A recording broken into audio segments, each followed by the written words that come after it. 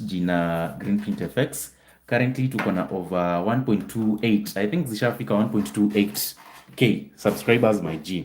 So ukienda hapo hivyo utapata kila kitu hapo hivyo iko live. Like hapo hivyo ndio huwa tuna share screens tukiendelea kuexecute. And as well, like kila kitu iko hapo hivyo live. So kama wewe ni beginner itakuwa easier kwako kulearn. Juu utakuwa unaona kila kitu yenye tunafanya hapo hivyo live. Right from analysis, right to configurations and then live executions. Ndio hizo. So can you see me? Mnaweza confirm kama umeshaingia pale hivyo live kwa YouTube, just confirm kama unanicheki vizuri ama maybe kuna some kuna vitu uoni.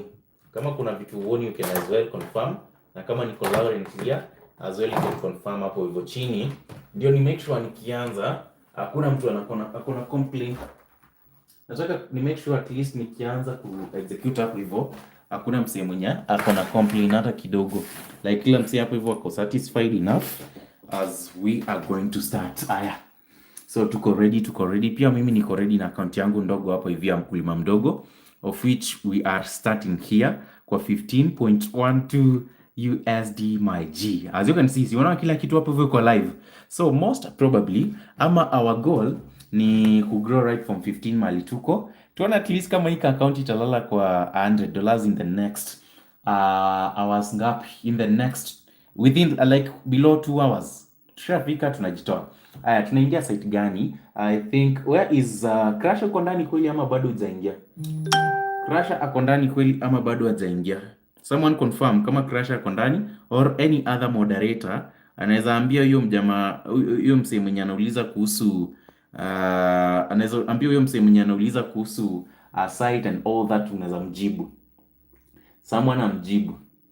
Someone amjibu hapo hivyo chini. Sawa. So kama unataka kuona everything clearly including our board sites and all that, kimbia pale hivyo GreenPrint FX kwa YouTube. Hapo hivyo utaona kila kitu vile inafaa. Haya. So for those who are asking about the site, mtu wangu, let me just show you where it is. Ndo hii site ndo hii inaitwa www.dbotspace.com, and as well we are going to use our CMV Probot ndo hii hapa hivi, and then this is our Telegram channel inaitwa t.me. Ukienda tu search hivi kwa your browser utaingia direct. Alafu leo nimesema manze executions ni za wakulima wadogo, right from 15 USD at least tuone kama tutafika kwa $100. Na mwenye anauliza kuhusu site and all that, sijui sasa Crusher, nani atanishtulia Crusher? Tuko on na kuona. Aya, I'm here Liza na kuona. Nani atanishtulia Crusher? Mommy's girl, kama uko hapa hivi si ushtue Crusher. As well, Mo sijui kama uko hapa hivi. Mint Pulse sijui kama uko hapa hivi. Moderators wetu, nani mwenye ako karibu jibu mwenye anauliza kuhusu site and all that. Meanwhile, kama unataka kuona everything, wewe kimbia tu pale hivyo ndo to save time, kimbia pale hivyo kwa YouTube, jina ndo hiyo GreenPrint FX. Utaona everything vile inafaa. So let me just open my phone. Na mtu wangu usiwache nyuma. Usiwache nyuma na hii. Kugrow right from 15. Tuona at least kama tutafika kwa sio mchezo. Hapa hivi kutakuwa na ups and downs. Hapa hivi kutakuwa na mipando na mishuko. So anything, we are hoping for anything.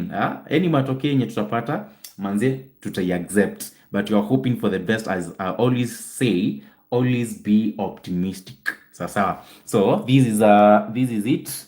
Na hii ndo site yenye tunatumia for those who are asking, inaitwa dbotspace.com, and then tutakuonyesha mahali tutachukua our bot. Sasa so ukishaingia hapo hivyo kwa dbotspace.com, si unaona URL hapa hivi juu.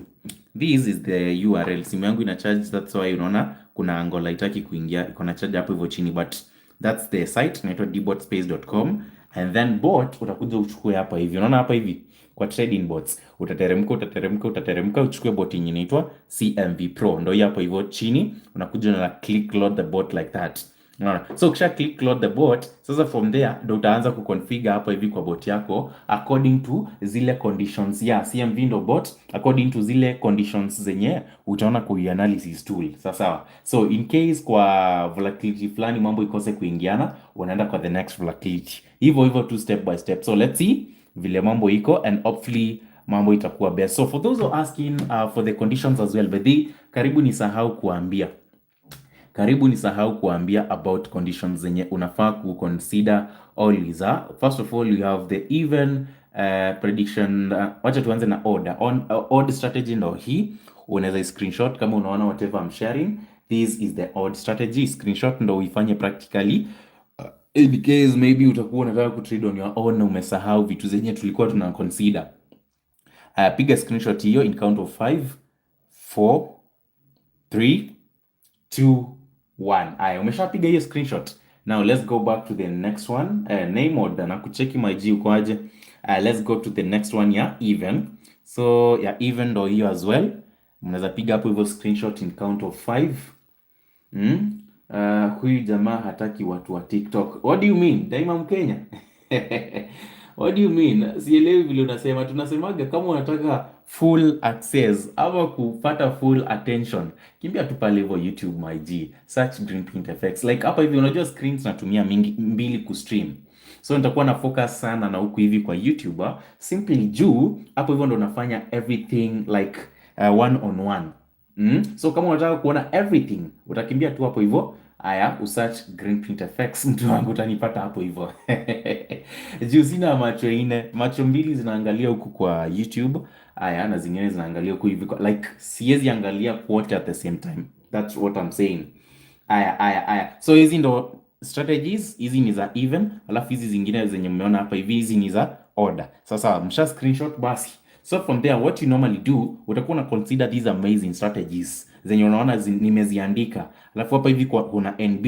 NB inasema aje? After 5 to 7, but for me I normally see after 3 to 7 runs maximum on profits. Stop the bot to confirm the market conditions and wait for another entry trigger. Sasa and my entry trigger kama maybe wewe ni mgeni au uelewi whatever you doing. Aya, Bree ni aje bede? Nimeona Bree yako hapo hivi ndani. Bree, mambo? So let's continue. So tumesema after 5 to 7, but mimi nasemaga after 3 to 7. I normally consider 3 to 7, so I'll have to edit these equate 3 to 7. After 3 to 7 runs maximum on profits, stop the bot to confirm the market conditions and wait for another entry point trigger. So this is the bars color key. We have red is the least appearing digit, we have yellow is the second least appearing digit, we have green is the most appearing digit, and we have blue the second most appearing digit.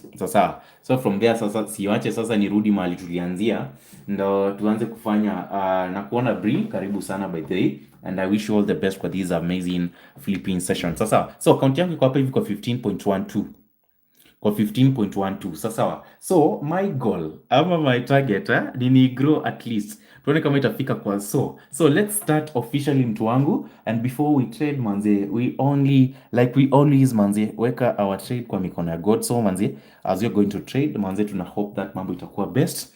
We are praying that manze we are going to hit our targets, kila msee mwenye ako hapa hivi na alafu vile tu tumeanza tumalize tukiwa wote, tusiache any one of us nyuma. Alright, so manze, we pray and we believe. Amen. So wacha tuanze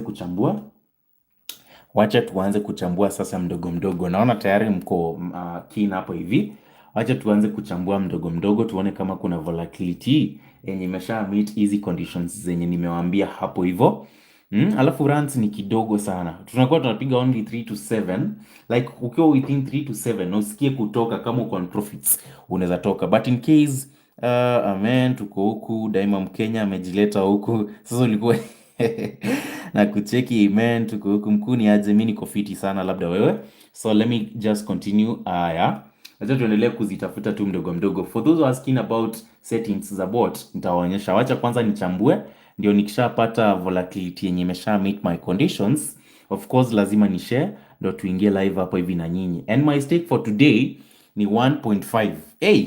Ya leo manzi itakuwa tough. My stake for today ni 1.5. Market ni gani, unaweza rudia please? Nitakushow, just wait patiently. So my stake ya leo yenye naanza nayo officially ni 1.5. Itakuwa napiga tu mdogo mdogo, and I'm hoping that by the time tumalize this execution tutakuwa tumesha hit kwa target. But of course nikishaifikisha kwa something like 20 nitagrow sasa my stake ikuwe to USD. So let's start officially by the way, and I really hope for the best. Naendelea kuchambua nione soko gani yenye imesha meet conditions. Naendelea kuchambua mdogo mdogo tu. And hapo hivi 3 imeharibu. Na in case upate any volatility yenye imesha meet my conditions, unaweza tuchanua hapo hivyo chini, ndo tusishinde hapa hivi tukutafuta kwa volatilities gani eti imesha meet gani haija meet and all that. So that's 4 and that's 9 bado. Acha tuone hapa hivi kwa 75 index. Haya bado. Acha tuone hapa hivi kwa 51s. That's 6 and that's 2. By the way hapa hivi kwa 51s kuna vile hii 9 naharibu, lakini tufanye hii live daily mkuu vile inafaa my G. Tuende hapo hivyo kwa 25 index tuone. Haya 10 index sasa tunarudi hapo hivyo teke. Acha turudi kwa hiyo 10 index mwenye kuna msee anatuambia 10 10 index haiwezi. Sijui kama umesoma hizo strategies zenye nimewapea ama maybe ume screenshot tu hauja mind about kuzipitia. Yeah, zinasema the green and the blue zote zinafaa kuwa on the same side. Kama zote ziko kwa even zikuwe kwa even.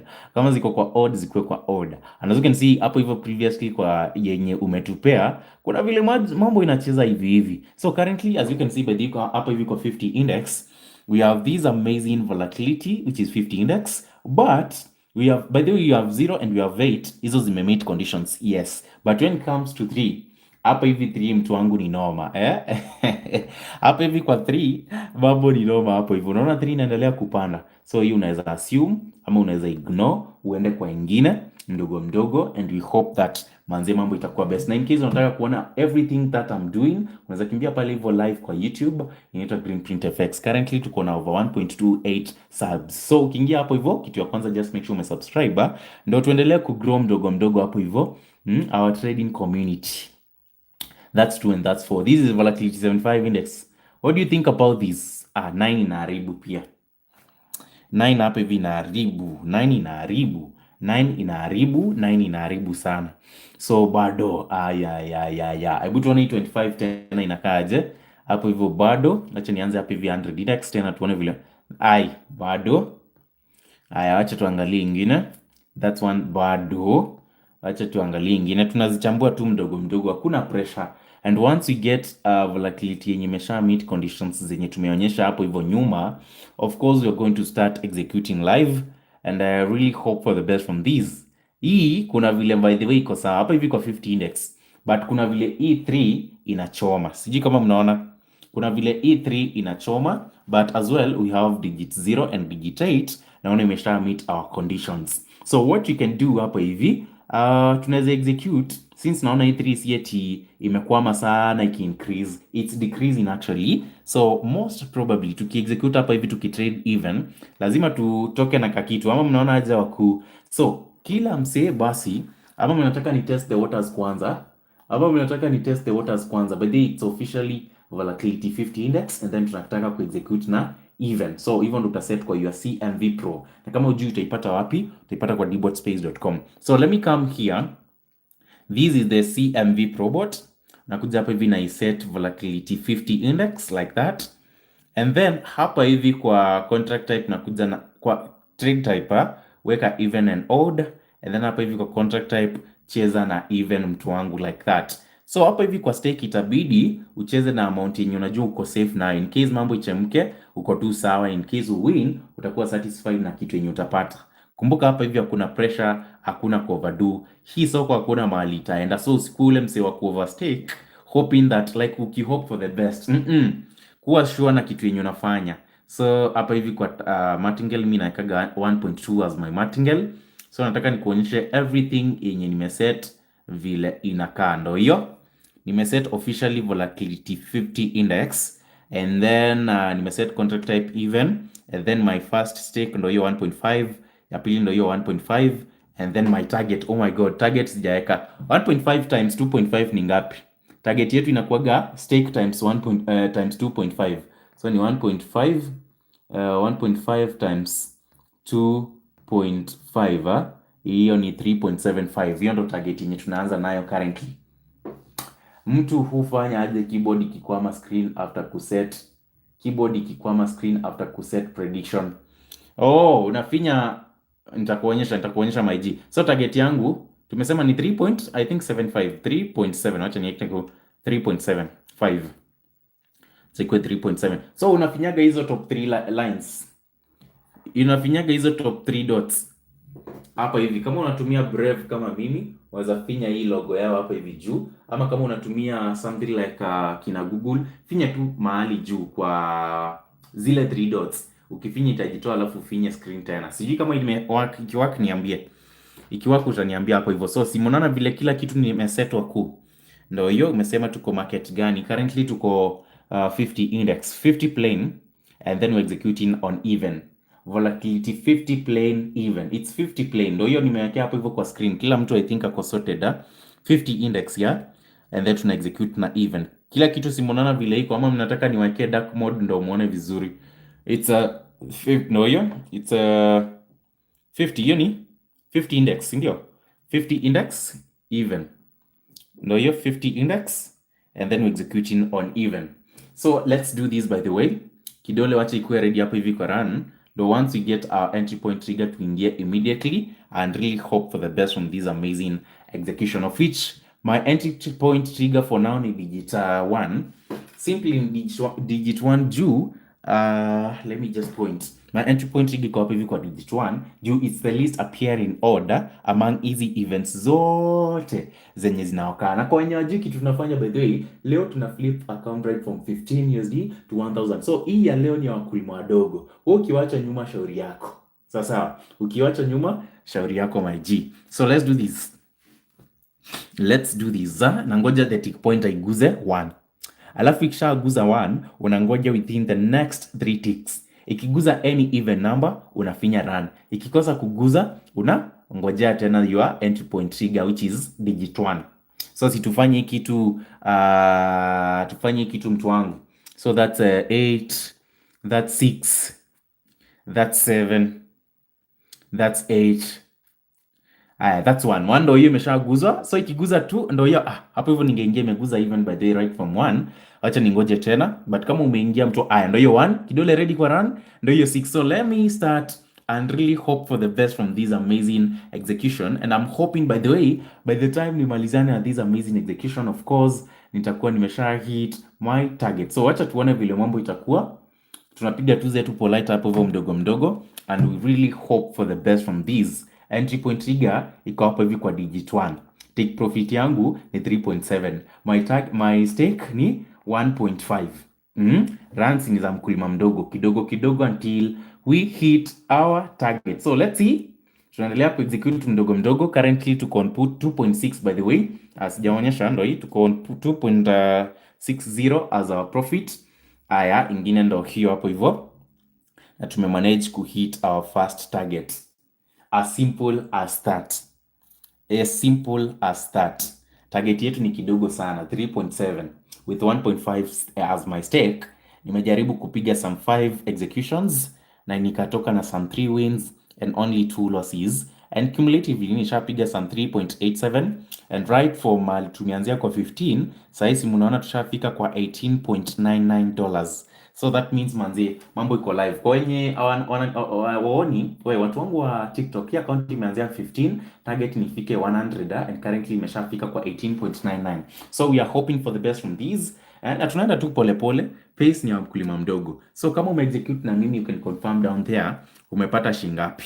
Na tulisema kama uko na account kubwa, maybe Nicholas Kioko ni aje mamis girl. Kama uko na account maybe hauko na account the same na sisi, always make sure minimum una stake 5% of your account as your stake, and then maximum stake wacha ikuwe 10% of your account. Usijaribu kupita hapo hivyo. And as well your target wacha ikuwe your stake times 2.5. Hiyo utakuwa na hit within the next few runs, wewe unajitoa kwa soko. So si mnaona vile mambo iko, that's 3.87. Haya, my account currently tunaona inachezea wapi? Kwa 18.99 USD. Haya, James Kamau anasema ashapiga yake safi hapo hivyo $1. Naona yeye anacheza tu kimkulima mdogo. Naona anapiga tu kimkulima mdogo. Brian Lonana anasema ashapiga 43 USD mkuu. Congratulations my G. Tulisema wewe kama uko na account kubwa, si eti unaenda na stake na ukulima udogo kama sisi. Sisi tunaenda na ka stake kidogo juu si ni wakulima wadogo. Kama uko na account kubwa as well, take this time ama chukua hii advantage ya these amazing setups zenye nitakuwa na share ku execute massively na make sure at least umetoka na kakitu. Brikirwa naona anasema ameshatoka na dola yake moja safi. Congratulations. Patrick Waweru anasema ameshapiga plus 1.5. Congratulations. Bro, bot yako iko kwa both. But nime execute on even. I think ndio hiyo nime execute on even. Awacha ni click on okay uone. Hiyo ni even. Kama unajua sign ya even, hiyo ni even by the way. Na kama iko kwa odd, maybe ni juu refresh on my way nikiendelea, but of course manze, let's see ama maybe ni bahati imetuchuzia, but nilikuwa I think initially nimeset to even, maybe imechange hapo hivyo kwa njia. So let's see nani mwingine mwenye execute. Mimi si kuingia na tetemeka. Kennedy, sasa mtu wangu nataka tukusaidia aje? Unatetemeka kwa nini? Siweke basi, weke domoba ndo ikuwe easy ya kwako kugrow. Si sasa uweke domo ndo ikuwe easy ya kwako kugrow. Maybe kama ako ka account kadogo unatetemeka, unaona kama utablow. So si tuendelee. Mimi nishafika kwa 18 na nimewambia tukishafika kwa $20 tumesema tushafika kwa $20 mimi naongeza stake to at least $2 yenye nimeanza nayo ni 1.5 simply juu ka account kangu ni kadogo. Sijui kama unaona tuko kwa 3.87. So let me just reset my previous results. Na hizi ndo results by the nimepata. Watu wangu hapo hivyo wa TikTok, mambo iko vulai. Let me reset my previous results ndio sasa nianze tena. Haya, na mwenye ameniambia contract type by the ilikuwa kwa both, but I think nilikuwa nimeshaiset kwa even. Maybe imejireset tukiendelea ku execute. So let's do this. Ndo unasema huko hivyo kwa TikTok.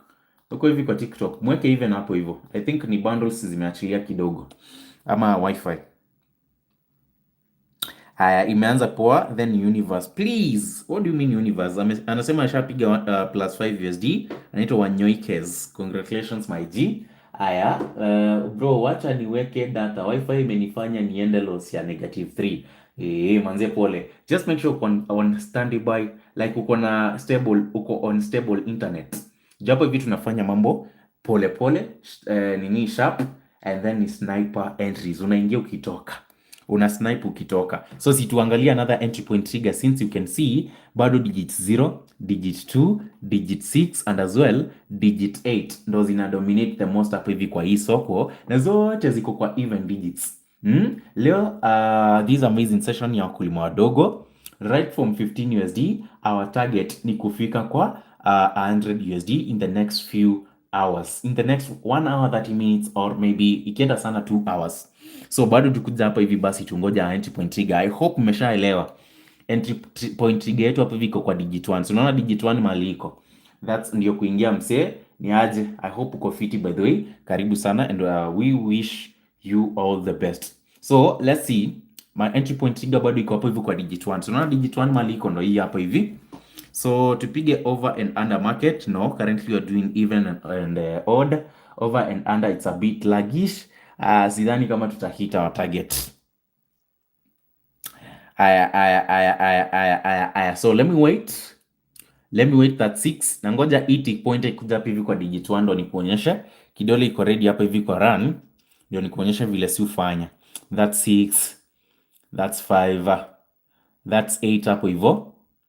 Hiyo ni 6 tena, hiyo ni 5 hapo hivyo, hiyo ni 4, hiyo ni 5 tena, hiyo ni 3 hapo hivyo. Hiyo ni 8. 0 ndo hiyo, tunangoja iguze 1. Tunangoja iguze 1. 1 is our entry point trigger. So kila mtu akuwe na kidole ready kwa run.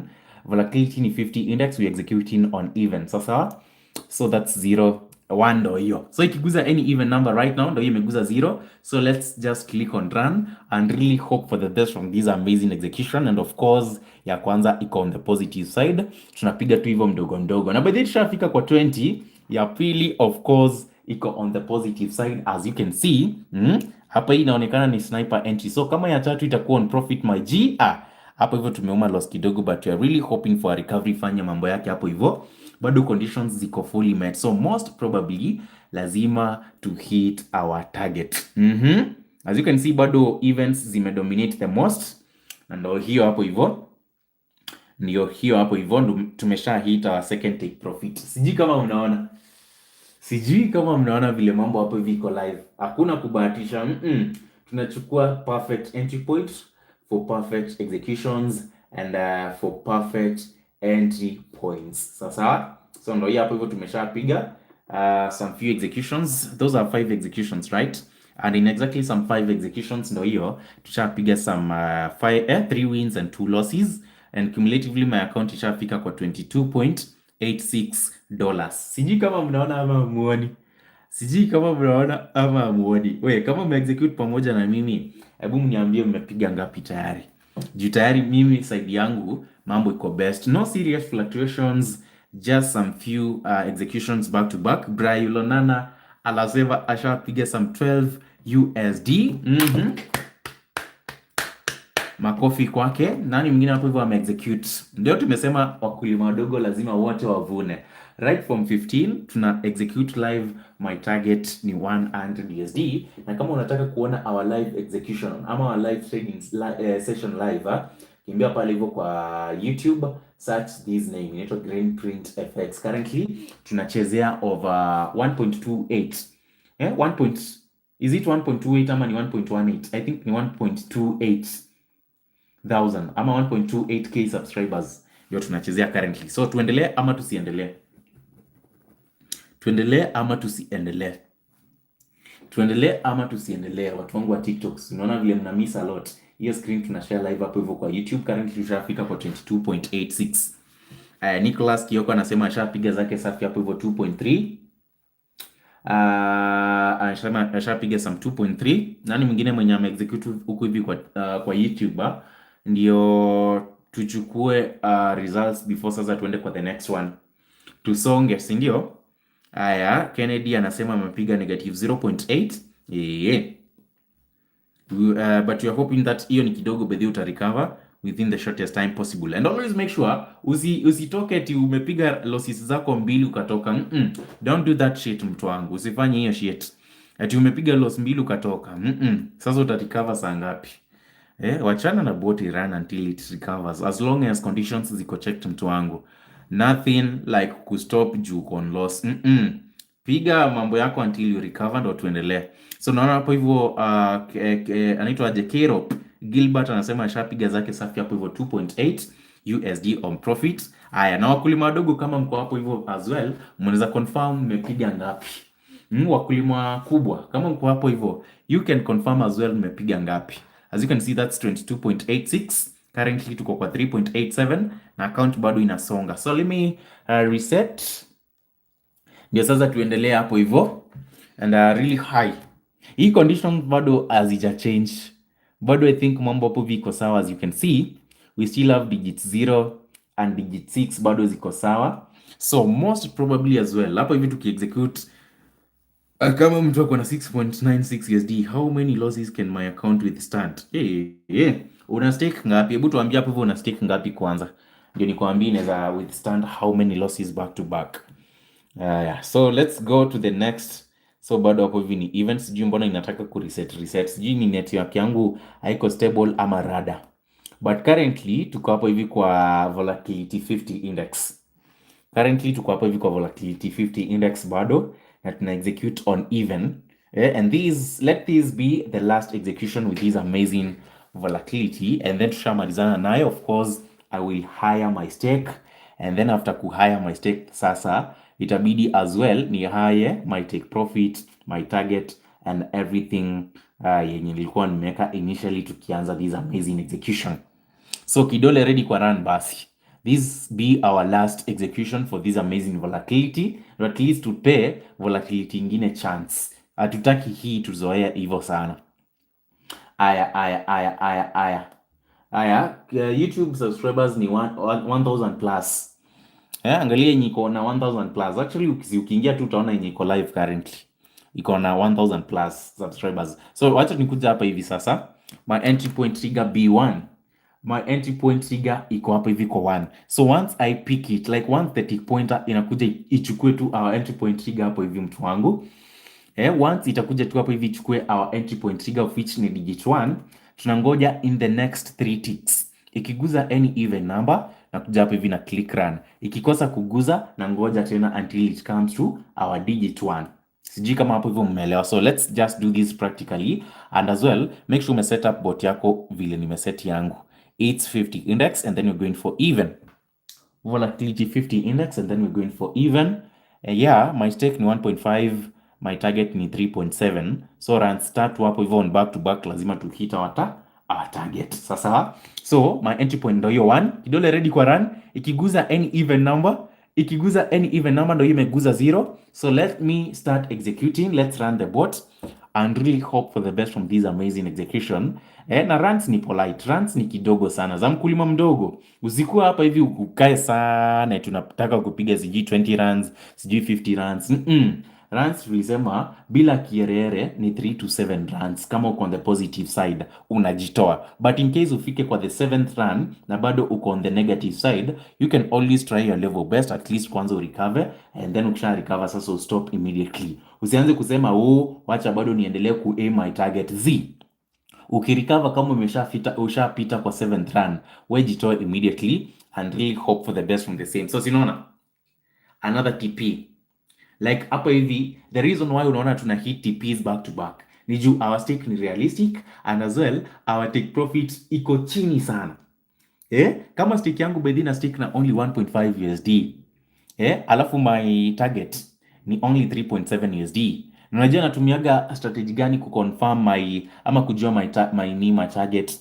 Nachukuaga my what? Nimesema my stakes ni 1.5 USD, si ndio? And then my TP ni 3.7 USD. Sasa nakujanga hapa hivi nachukua my stake times 2.5 na amount yenye utapata hapo hivyo ndo utaweka kama your take profit. Una make sure unapiga the least runs possible, una hit your target before market change. And as you can see hapa hivi in exactly some 6 runs tumemanage kupata some 3 wins and 3 losses. Cumulatively tumepata some 3.89 USD, alafu account yetu imeshafika kwa 20 hiyo ni angoa 26.75, right? So kama umeexecute hapo hivyo na mimi as well, you can confirm, tuambie umepiga ngapi. Unaweza confirm hapo hivyo chini utuambie wewe umetoka na ngapi kama tumeexecute pamoja. Hebu tuambie hapo hivyo chini wewe umetoka na ngapi. Juu currently mimi nimetoka na some 3 like hii leo ni wakulima wadogo. So sielewi leo mkikosa kuexecute execute siku gani? Right from 15. Nani hawezi afford 15 hapa hivi? Ama maybe mlikuwa mnataka niwapee notice, niwaambie this date tutakuja hapa hivi ku stream live to execute. I think hii ni realistic right from 15. Tunaona at least tukigrow mdogo mdogo tu kama tutahit, sinaona. So currently sinaona mali tuko, let me click on okay ndio muone, ndio hiyo ishafika kwa 26.75 na hii account inafaa kulala kwa 100 USD. Unaona vile tunakimbia, unaona vile tunakimbia 26.75 right from 15 by the way, shapata more than 11 USD on profit. Na bado tunaendelea tu pole. Na kama uko na account kubwa by the way, usianze ati kustake na kadogo kama aka ketu. Usiwaste hii opportunity. Unaweza stake higher as well, utakuwa unapata higher as long as haupiti 10% of your account as your stake and the least ikuwe 5% of your account as your stake. Mambo itakuwa best. Sasa so ndio hii hapo hivyo nimesha secure something 26.75. Hapo hivyo tumepiga some 3 wins and 3 losses, but cumulatively tumetoka na ya mkulima mdogo tu. Hii ni ya lunch, si ndio? 3.89 si kabaya. I think hata mkulima mdogo akiweza pata hiyo, like mwenye ni beginner totally, mkulima mdogo akipata ka 3.36 a day ako tu sawa, ako satisfied as long as ako on the greens, si ndio? So let me just reset. Watu wangu wa TikTok by this sijaonyesha results, ndio hizo. Mambo iko best, account shafika kwa 26, so bado tunasonga. Nakuja hapa hivi na reset. Alafu nilikuwa nimewapromise kwenda kwa another volatility. Na hii actually imesha change. So bado tuwezi execute nayo. Na hii since imesha change. So tunaenda kwa another volatility. Acha tujaribu so tuone vile iko. Alafu kesho sasa tutaanzia higher kidogo. Kesho itabidi tuanzie higher kidogo kwa 40s. 40 challenge to 250 from 40. From 40 tuone at least kama tunaweza kufika kwa 250. So make sure at least grow ndo kuanzia kesho mambo ikuwe best, huku unaweza grow na sisi to 250 right from 40 USD. So sawa. So this is a volatility 100 on S by the way. Maona mambo bado iko best since As you can see, you have digit 0. Aya, we have digit 2, and then we have digit digit 8. Zote zina dominate hapa hivi kwa hii soko. So most probably as well, hapa hivi ukiweza execute mtu wangu, lazima utoke na kakitu. Like usiogope anything kwa hii soko, it's just simple. Na in case uone your first run imepiga loss, usishtuke uanze kutetemeka ati ujitoe immediately.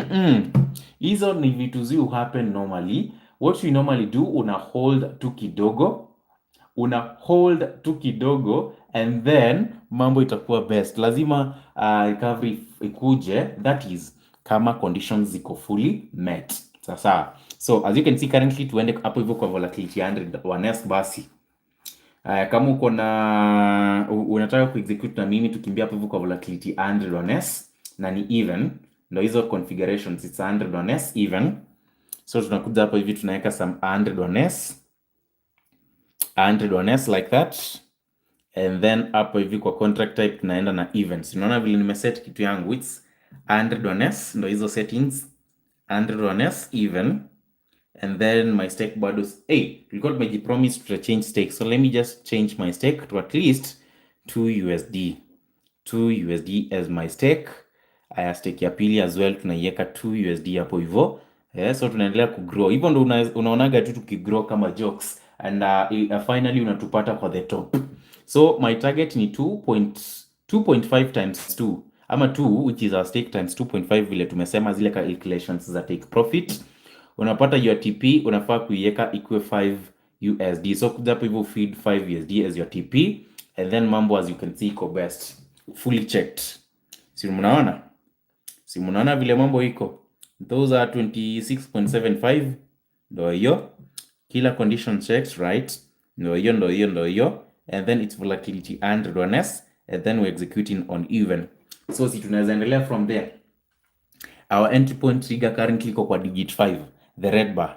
So once the tick pointer mtu wangu, now make sure umemark hii vizuri. Sitaki kuacha anyone behind, ama nijipate nimeexecute peke yangu, nyinyi mmeshindwa kupata entry point. Na kama unatuwatch hapa hivi live kwa TikTok, kimbia hapa hivi live kwa YouTube, jina ni GreenPrint-FX. Tuko YouTube tuna execute live, sharing our screens, right from like kila kitu utaiona hapa hivyo live mtu wangu, ndogo as we grow our account rate from 15 to 100 USD is our target for tonight. Crusher ndo anaingia as well, naona 6 hours anaingia. Aya, prime traders hapo hivyo na wacheki. So wacha ni ngoja hapa hivi digit 5 ikishakuwa picked. Tumesema hapa hivi hakuna pupa. Tunapiga tu mdogo. Aya, so from digit 5 ndo hii ikisha pick digit 5, that's our entry point trigger. Ikitoka kwa digit 5 unangoja the next 3 ticks. Ikiguza any even number, kuja hapa hivi click run. Ikikosa kuguza, ngoja. Sijui kama tumeelewana. From digit 5 is our entry point trigger. So ikiguza hii digit 5 hivi sasa, unafaa kuwa ready to execute. But usi-execute immediately after imeguza digit 5. Unangoja within the next 3 ticks. Ikiguza any even number, ingia. Let me do this practically and hopefully as well, mmesha set bot yenu hapo hivi to 100 and then we executing on even. Entry point yetu ama entry point trigger yetu iko hapo hivi kwa digit 5. So kidole ready kwa run, ready for execution. That's 6, that's 5, that's 6, that's 4, that's 8. Unaona vile ma even zinadungwa, that's 4 as well, that's 3, that's 5. 5 is our entry point trigger, but saa hii imesha ama tu aya, ndio hiyo 7 tena ndio entry point trigger. Acha tuingoje. Inatoka kwa 7 na 1. So you can either take 1 ama take 7, any of those. But currently wacha tu focus na gani? 1 I think iko better. Imesha change by the way. Aya, ndio hiyo 1. So ikiguza any even, that's 3. Aya, 6 ndio hiyo. So let's click run. Let's run the bot and really hope for the best from this amazing execution. Na sisi tulisema atukaagi sana. Unapiga runs zako hapo hivyo polite, alafu kisha piga some profits unajitoa ASAP. Sijui kama tunaelewana. Unapiga runs zako hapo hivyo polite, alafu kisha toka na kakitu unajitoa ASAP. So naona hapo hivyo Mamis Girl unasema asha secure some 2.14 USD. Congratulations Mamis Girl. Nani mwingine hapo hivyo amesha trade na amepata ngapi? Let me see your results by the way.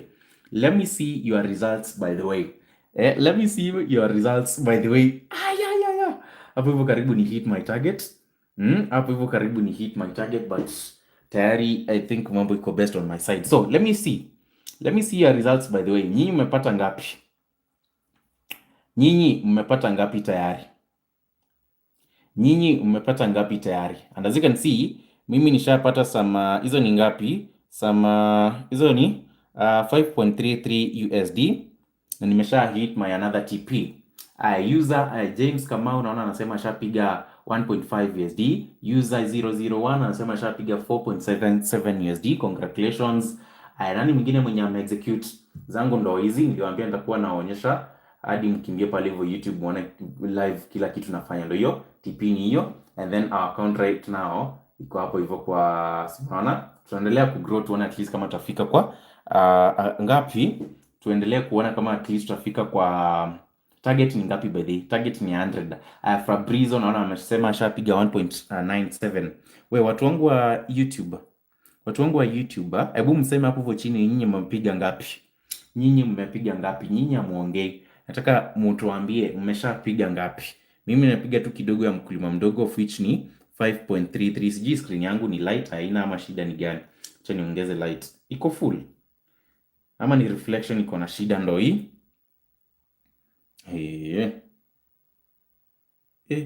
niweke dark mode lakini. So tushapiga some few USD and my account bado inaendelea kugrow mdogo mdogo. My account saa hii inaendelea tu kugrow mdogo mdogo, mtu wangu. Tushafika imagine kwa 30s.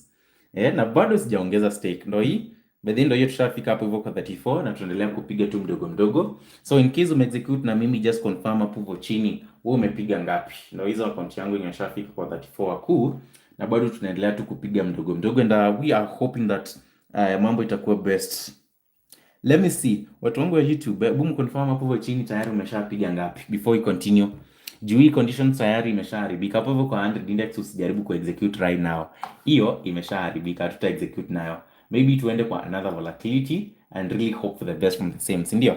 So hiyo imesha change, let's switch to another volatility. Bado stake ni $2 and you are hoping by the next 1 hour 30 minutes tutakuwa tumesha hit our target which is 100 USD and tunaiflip right from $15.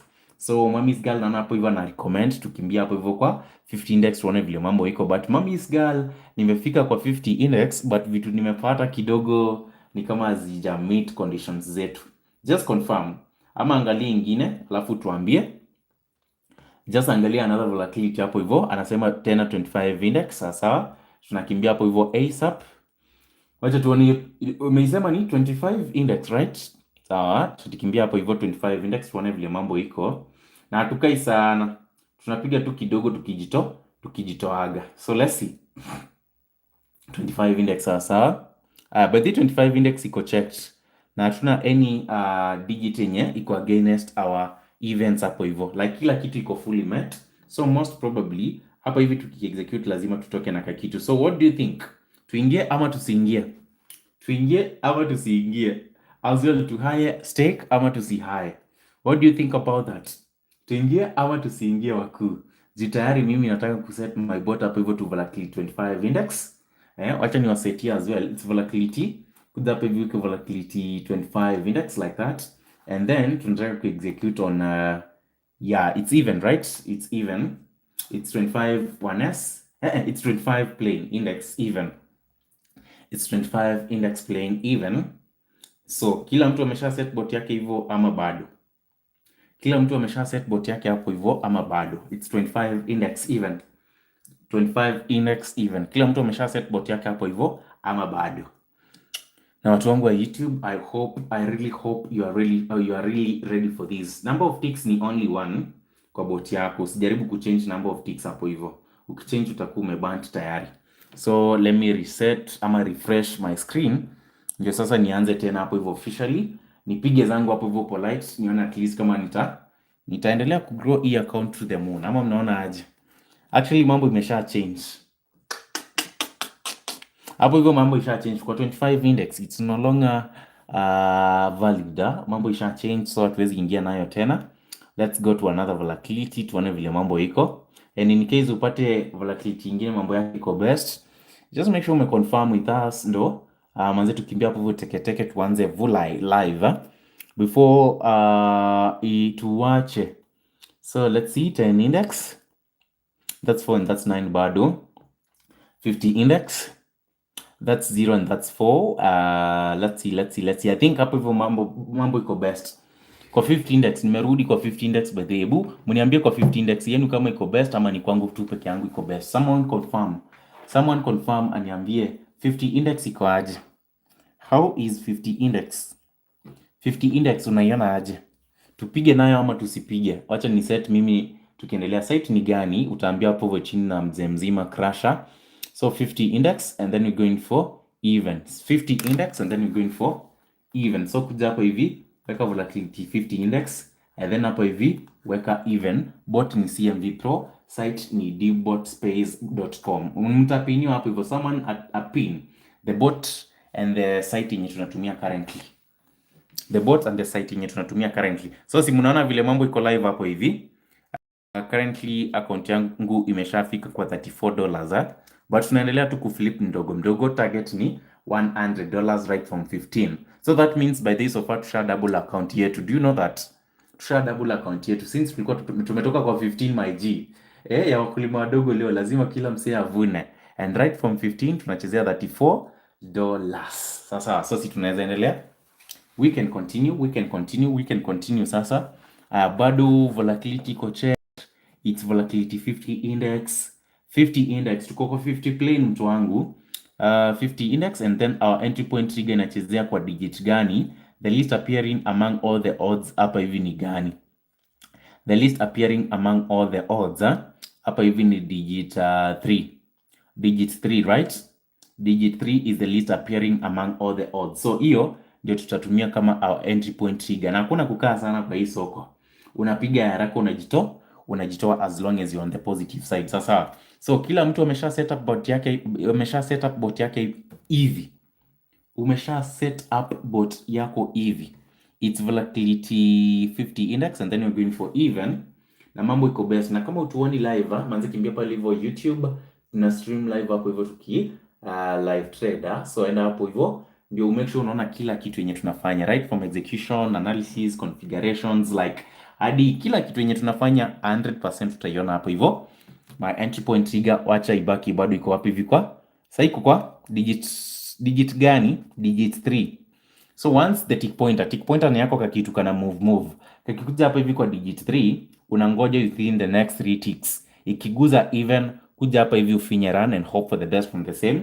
Ikikosa kuguza even, ngoja tena ikuje iguze your entry point trigger as well, which is 3.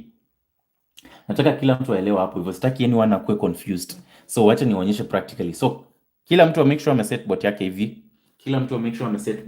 Of which ni CMV Pro. Utaipata pale hivyo kwa dbotspace.com. It's volatility 50 index and then we're executing on even. Alright, it's 50 index and then we're executing on even. Mseta haraka ndo sasa to execute ASAP before volatility yetu ichange. So kidole ready hapo hivi kwa run ndo sasa tufanye mambo yetu. Entry point trigger ni digit 1. Digit 5, sorry. Currently tuko na digit 5 hapo hivyo as our entry point trigger. As our entry point trigger ni digit 5. So once digit 5, mi naona the least appearing Z among odds, not among events. Ukitaka kutrade even unachukua the least appearing among all the odds. And as you can see among the odds ni digit 5. So kidole ready hapo hivi kwa run, tungoje the tick pointer ikuja hapo hivi kwa digit 5. Na nikuonyesha vile si ufanya mambo immediately. That's 0, that's 9. That's 9 bado. Hiyo ni 6. Na ngoja ikuja hapa hivi kwa 5. Then kuonyesha vile mambo ukua. Hiyo ni 4. Hiyo ni 2. Hiyo ni 4. Na ngoja ikuja hapa hivi kwa 5. Hiyo ni 2 tena. Hiyo ni 7. Hiyo ni 4. And I hope kila mtu kidole yake iko ready hapa hivi kwa run by the way. And I'm really hoping for the best from this amazing execution. Hiyo ni 1. Hiyo ni 2. Hiyo ni 9. Hiyo ni 0. Hiyo ni 6. Haikuja hapa hivi sasa. Hiyo ni 9. Haikuji bana kwa 5. Naingojea hapa hivi mtu wangu. Nimekuwa naingoja for the longest time possible. Na ni kama haitaki kukuja but once imepick hii digit 5. Once imepick digit 5. Tunaona digit 5 maliko. Ikisha pick tu digit 5 hivi mtu wangu. In the next few nakuja hapa hivi nifanye mambo yangu. In the next 3 ticks ikikuguza even. Of course nitaingia. and I hope ndio hiyo 5 finally. So ikiguza even mtu wangu, make sure umeingia immediately. Ikishaguza tu even ndio imeguza 8, so let's click run and really hope for the best from this amazing execution, and hopefully manzi tutakuwa on the positive side. Ya kwanza ndio hiyo tayari tushapiga profit, currently tunachezea kwa 35. Aya pili ndio hiyo hapo hivyo imefanya mambo bad kidogo, but you're hoping for a recovery ifanye mambo yake, na bado conditions ziko checked. So kama bado uja execute, just make sure you do so. Unaona so far tuko positive 3.41, account ndio hii inachezea huku hivi juu. Aya another negative hapo hivyo, but we are really hoping for a recovery. Mkusi red iko kwa 6. No, tulisema kwa nini mnakuwa confused by the, tulisema entry point unachukua the least appearing among all the odds kama una trade even. Sasa nini inawachanganya hapo hivyo? Volatility 50 index wajuu, si tumekuwa tunafanya hii kitu live na wewe noma ni gani? Nini na kuchanganya hapo hivyo? Entry point in the least appearing digit among all the odds, that's why tumechukua the yellow bar. Sijui kama umeelewa ama bado hujaelewa. That's why umeona tumechukua the yellow bar. That's why umeona tumechukua the yellow bar as our entry point. Sijui kama umeelewa so far. Kwenye execute, hebu mniambie umepata shilingi ngapi tayari. As for me nishapiga some few dollars hapo hivyo, but naona soko imechange. So kama bado hujaingia usijaribu kuingia currently. Sahi soko mbaya. Sahi soko mbaya. Usijaribu kuingia hata kidogo sahi. Sahi ukiingia mambo inaweza chemka ajab. Sahi ukiingia mambo inaweza chemka ajab. 7 imesha choma, but we are really hoping for the best from this amazing execution. Au sio? So far but then nishapiga some profits back to back hapo hivyo. Nimepiga in exactly some 2 intervals. Interval ya kwanza nilipiga nikahit TP, alafu bado time the entry of which ilikuwa bado hapo hivi kwa 5, nikapiga nikahit TP bado, and as you can see nimepiga some 2 runs at a go, like interval mbili at once. Nishafika kwa 45 so far, and right from mali tumeanzia kwa hiyo ni ya pili by the way tulihit take profit. So bado nataka ni executing ingine kama mambo itakuwa best, but kama itakuwa best na hiyo imesha change. Maybe the next thing naweza fanya ni kwenda kwa the next volatility. Hii imeharibika. Hii nimeelewa. Aya, Mami's girl hapo hivyo anasema ashapiga some 3.5. Congratulations Mami's girl. Aya. Mimi naona niki execute by the once ni hit target, nitakuwa narudi tena immediately na execute tena ni hit my target as well. Like tunapiga tu hivyo mdogo mdogo, fast before market ijue that ume execute mara mbili tayari utakuwa umesha hit your target. Aya, Bria anasema tukimbia hapo hivyo kwa 100 index order. Wacha tuone order. Order sahihi haiwezi. Juu unaona hapo hivyo 7 kuna vile inachoma 7 na 4 zina complete, but as well si eti ni kabaya sana. Kako sawa by the juu 1, 5 na 9 hapo hivi zinachezea over 11% as you can see, na mambo iko best hapo hivyo. So kama ume execute na mimi by the way, watu wangu wa YouTube, sijui mbona mmenyamaza hapo hivyo. Hebu mniambie watu wangu wa YouTube, mnanisikia kweli? Can you hear me clearly? Na kama mnanihear clearly, how much have you managed to secure right now? Mimi nishapiga some few executions hapo hivyo, na nisha songa tayari. Ya kwanza ni hit target ya 5, and as well ya pili nika hit target ya 5. Na ukiangalia vizuri sana this is only plus 10 kutoka mahali tulianzia. Juu nime hit targets mbili, TPs mbili. Aya, watu wangu wa TikTok by the way hivi ndio tuko 45 mtu wangu. Nimewaambia hii account lazima ilale kwa 100 right from mahali tulianzia. Nakumbuka tumeanzia kwa wakulima wadogo $15. Hata kufika hapo hivyo 45 by the way unafaa kushukuru God. Juu hapo hivyo unaweza kutana na some fluctuations like vitu tu mob zenye zinaweza lead feel like you are going to blow, but of course maintain mtu wangu mambo itakuwa best hapo hivyo. So kwa wenye wanauliza ama kwa wenye wanashangaa our trading ama our account ni gani, account yetu inaitwa GreenPrint-KING. Currently tuko na over 1.29k subscribers. So hapo hivyo ndo tuna trade live, hapo hivyo ndo tuna execute everything live.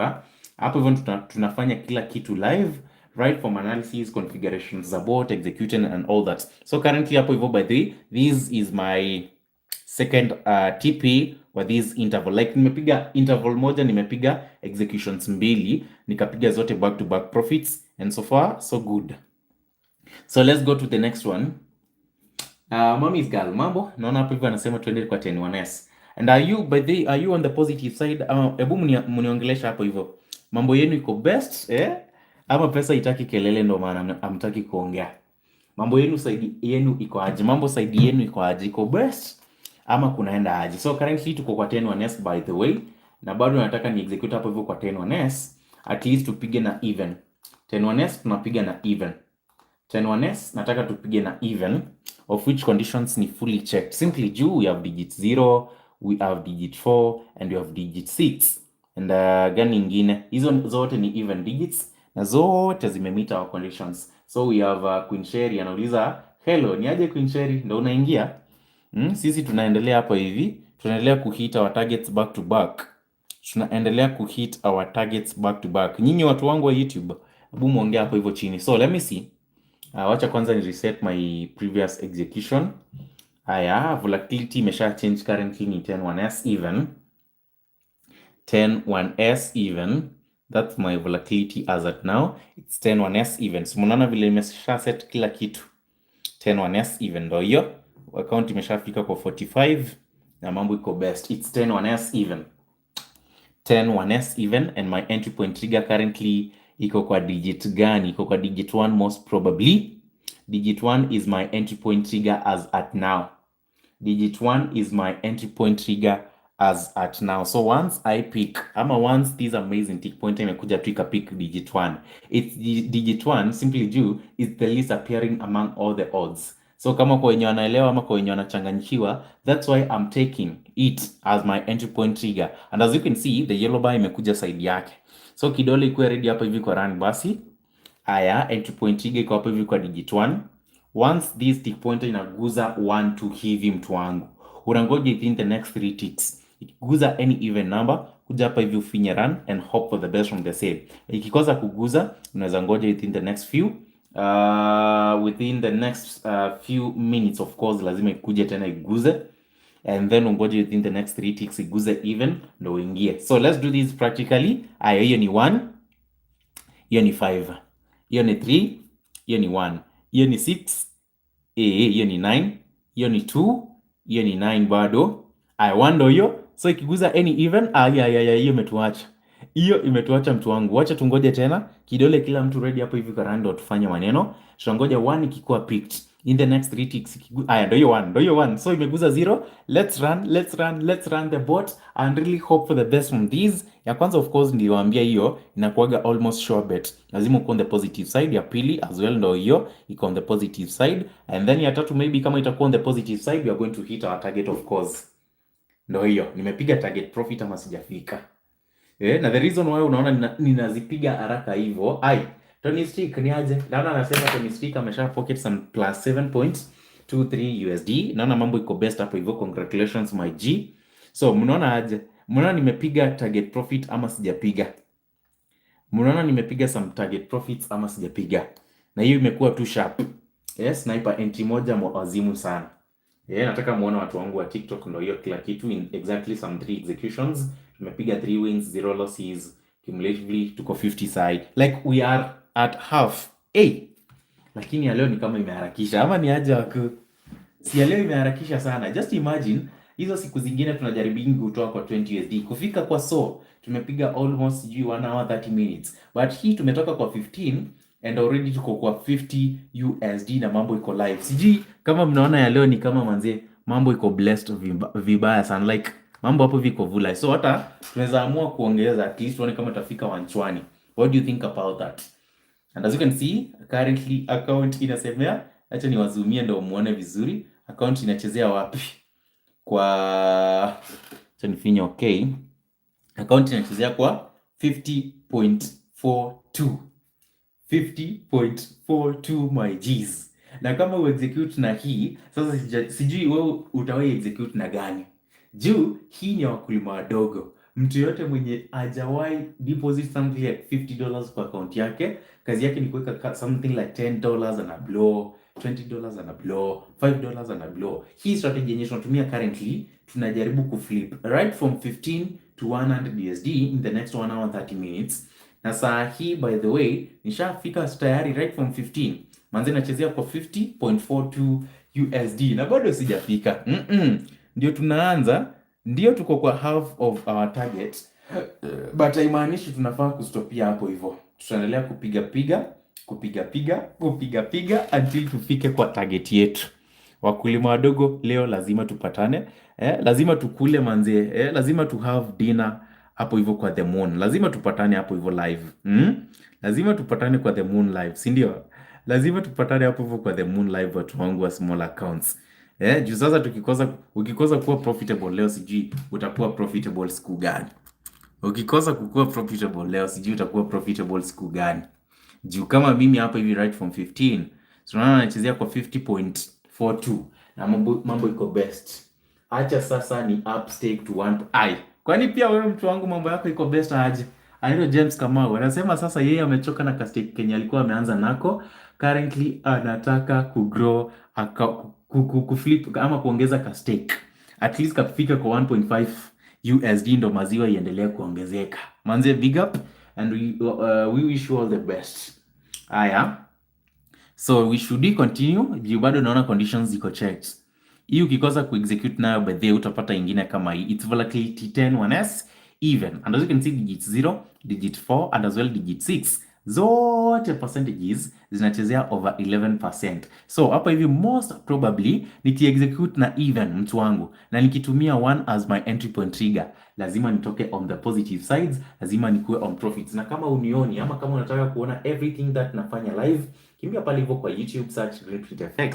Utatupata hapo hivyo tuna execute our trades live, showing everything right from executions, right from analysis, entry point timing, and tunafanya run mtu wangu, mambo yetu inakuwa best. So let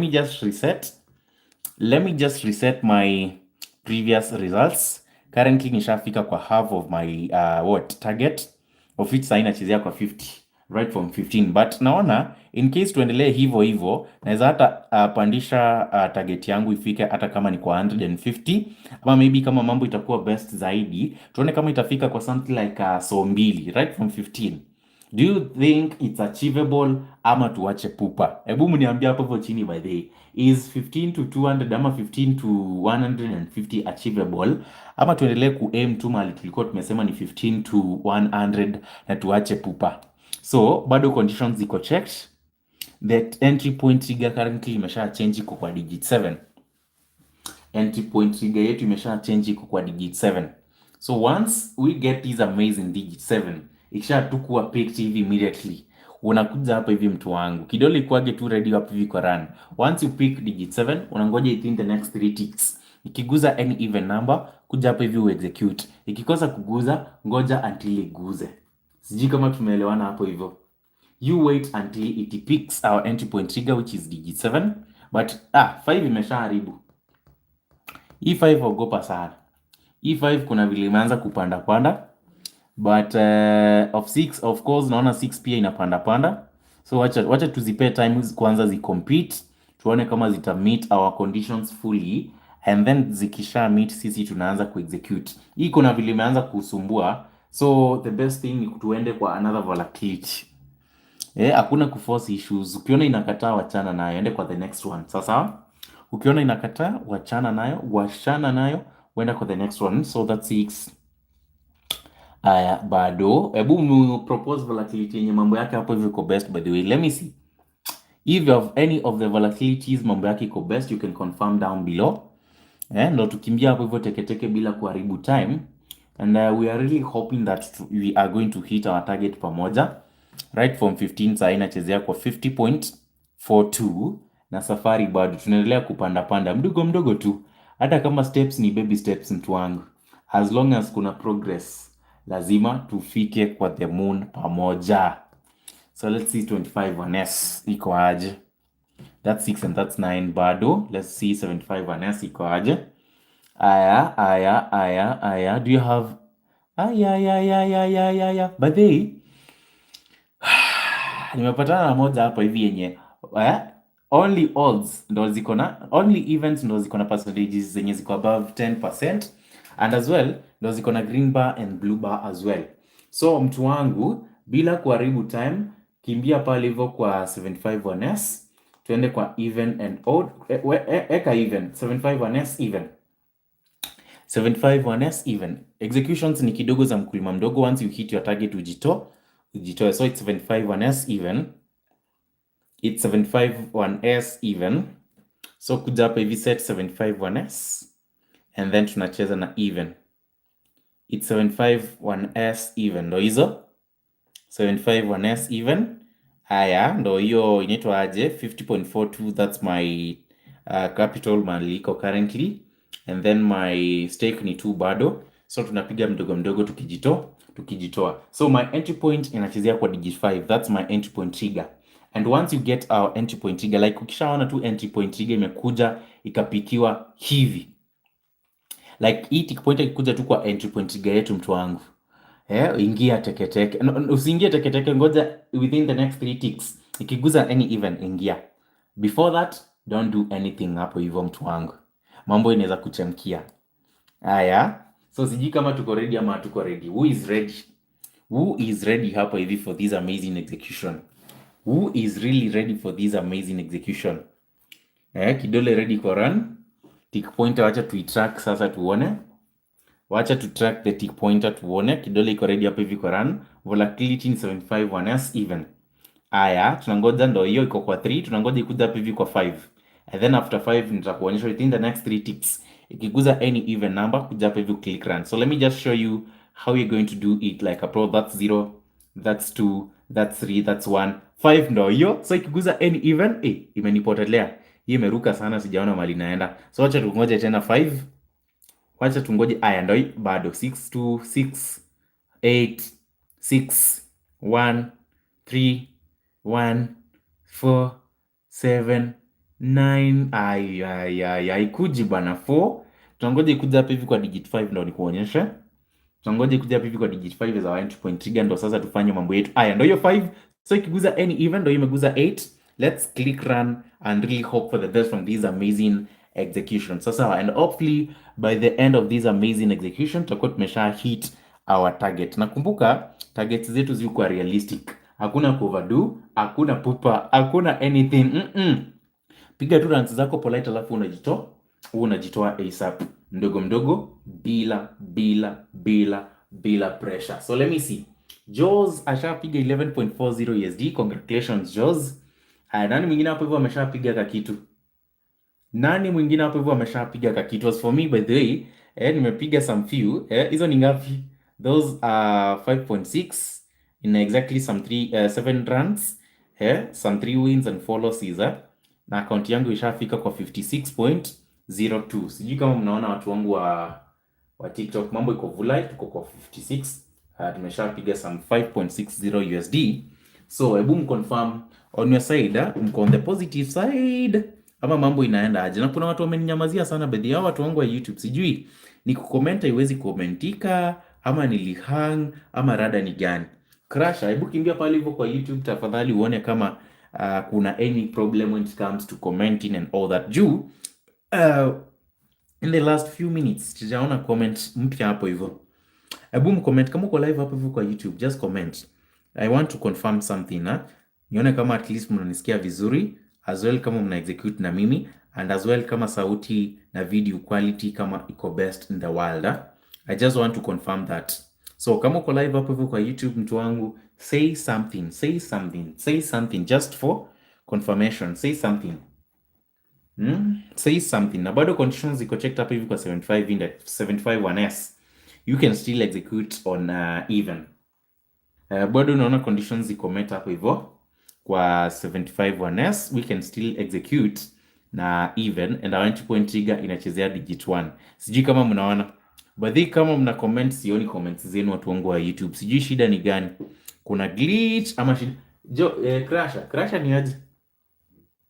Hebu kimbia pale hivyo YouTube uone kama unaweza comment saa hii. Sijui what's the reason behind kukosa kuona new nini. I'm worried about my YouTube people. Lazima to make sure tunatembea pamoja in case of anything, ndio nikuwe aware, si ndio? So let me open on these. Nataka nikuja hapa hivi sasa niangalie what's the problem. Aya, imagine sipati hizi ndo naziona huku kwingine. Ya, kumbe mmeishi kucomment hapa hivi. Kumbe mmeishi kucomment hapa hivi chini.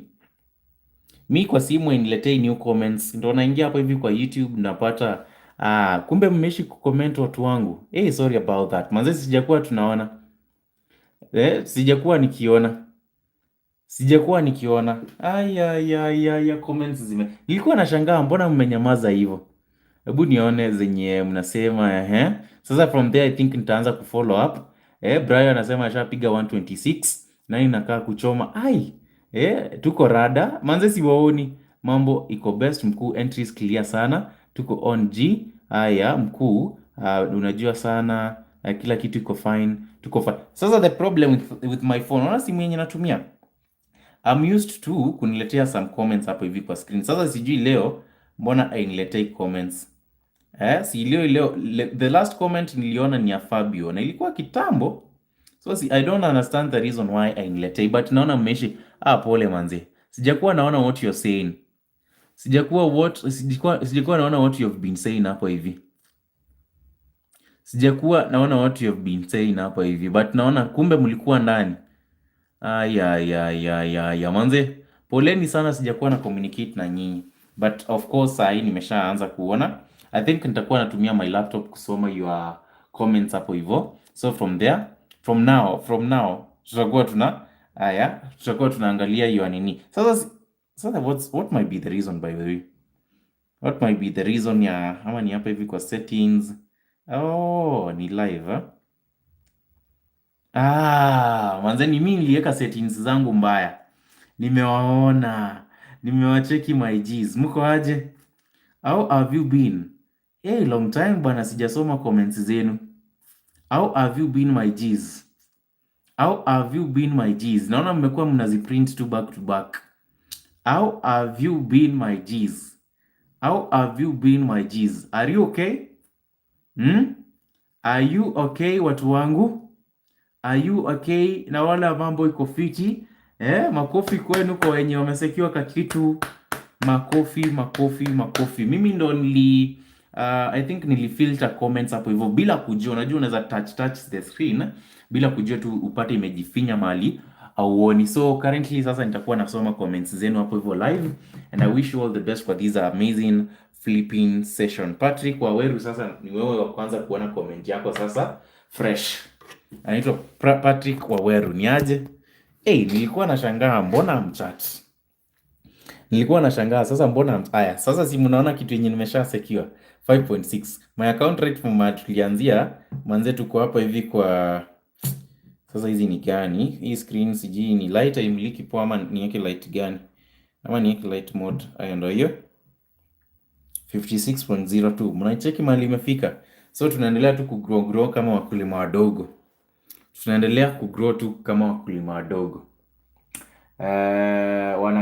Nimeona. Ni aje crash, nimeona manzeni. Mimi nilikuwa nimeweka settings zangu hapo hivi.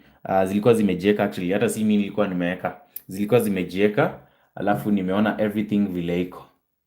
So currently mambo hapa hivi iko best. And then we can still continue with our live execution. Tuone vile mambo itakuwa. Ndio tuone vile mambo itakuwa. Na account shafika kwa 56.02 USD. 56.02 USD, si ndio? So tuendelee ama tusiendelee? Nataka kusikia from my YouTube people. Tuendelee watu wangu ama tusiendelee? Nataka kuconfirm kama sasa kila kitu iko best. Watu wangu wa YouTube, tuendelee ama tusiendelee my Gs? Tuendelee ama tusiendelee? Kasonge iko sawa. Tuendelee ama tusiendelee watu wangu wa YouTube? Tuendelee, bado 75 iko tu sawa ama 751S mambo yake iko best. You can still execute kama uko hapo hivyo mtu wangu. Just execute, you can still do it. Bado iko sawa, kila kitu iko checked. Volatility ni 751S, and then we are executing on even officially So kama bado uja execute nayo, just do something. Make sure execute and hope for the best from the same, and most probably lazima utoke na kakitu. Na mimi naona by the way tukiita target haraka sana. So far design yenye tunasonga, most probably lazima to hit our target inshallah. Yeah? Inshallah manze. We always hope for the best. We always hope for the best from our execution. So mnaona aje? Tuendelee ama tusiendelee? Tuendelee ama tusiendelee? Nisharudisha settings zenye nilikuwa nimefinya mbaya, and currently account ndo hiyo as you can see. Tuko wapi? Let me show you where my account is currently. Tuko hapo hivi kwa 56 USD. So let me refresh ndo sasa to pick from there, and I really hope for the best from this amazing execution. Ndo hiyo naendelea kurefresh mdogo mdogo, naendelea kurefresh ya kila kitu iko sawa. So this amazing volatility, this is a 751S and it's even. Si mnaona bado nimeset vile inafaa, but hapa hivi kwa stake naona nipandishe at least ifike $3 as my stake, as well kwa my second stake bado ifike $3, and then hapa hivi kwa target wacha ifike kwa 3 times 2.5 ni ngapi by the way? How much is 3 times 2.5? How much is 3? How much is 3? 3 times 2.5, hiyo ni 7.5. So natumia 7.5 currently as my TP. 7.5 as my TP, na mambo hapo viko best. So si unaona, so it's volatility 751S, and then we're executing on even. My stake ni 3, ya pili 3, my target ni 7.5, digit 1 nileta ngori hapo hivyo kwa 751. Manzi isha change, achaneni nayo by the way. Isha change, maybe we can proceed to another volatility. Tulisema hakuna kuforce soko. Ikikataa imekataa, hakuna vile inaweza sema ati manze let's hope for the best, mambo itakuwa poa sijui Don't do that shit. Kama imekataa, enda kwa ingine. Soko ni mob sana hapa hivi za kuexecute. Usibembeleze. Don't do that bro. Ikikataa, enda kwa ingine. Execute na ingine. Usiseme wacha niingie itachange nikiwa kwa njaa. Maybe useme utangoja until it change uingie. So currently by the hapa hivi tuko kwa 10 index. Currently tuko kwa 10 index na conditions ziko perfect. It's 10 index na as you can see events zimedominate the most hapa hivi kwa soko. This is volatility 10 index, and then we're executing on even. It's 10 index even. Si mnaona kila kitu vile iko basi. 10 index, try rise and fall in the future. Aina noma, naitwa Fabiozani. Nimecheki 10 plain. 10 plain iko sawa. 10 plain ndo tuko currently, and then we're going for even 10 index, even like that. Simona vile nimesha set bot yangu. So as well set bot yako the same ndo to execute hapo hivi pamoja, and really hope for the best from this amazing execution. And always make sure ukisha execute na share results zenye umepata. Sawa. Tuna execute live, so just make sure as well una share your results. Ndo tuone kama mko positives manze, nitakuwa nawapigia makofi, and as well kama mko negatives lazima tuone vile tutasaidiana, si ndio? So this is volatility 10 index, right? So tukiwa hapo hivi kwa volatility 10 index, entry point trigger iko hapo hivi kwa digit 7. Entry point trigger iko hapo hivi kwa digit 7. Once the digit 7 is picked, tunakuja hapo hivi tunangoja in the next few ticks, 3 ticks. Ikiguza any even number, unakuja hapo hivi unafinya run immediately. Ikikosa kuguza as well, you can just wait. Be patient enough. Ngoja tena ikuje iguze your digit 7 sasa. Let me see. Digit 7 is my entry point trigger. That's 5. That's 1. That's 6. That's 1. That's 8. That's 5. That's 9 tena. That's 4. That's 9. That's 5. Inatulenga, tunangoja kuja hapa hivi kwa 7 by the kila mtu kidole ready by the kwa run. Once you get our entry point trigger na ikisha confirm, kila mtu afinye run ndo tuanze ku execute live and really hope for the best from these. So that's volatility. Ndio 7. Ndio imepick 2. So let's just start and really hope for the best from this amazing execution, and hopefully we are going to make it to the moon together. So bado conditions iko checked by the way, so kama ujaingia you can still enter. Entry point trigger iko hapo hivi kwa digit 7. Our entry point trigger iko kwa digit 7. So once you get this entry point trigger, mtu wangu, make sure umeingia, piga executions zako hapo hivyo polite. Unaona vile tuko currently tuko on positive 2, but you are hoping for tuko on positive 5. Tunaendelea kupiga tu mdogo mdogo, tunapiga tu mdogo mdogo bila pressure, so conditions ziko fully met.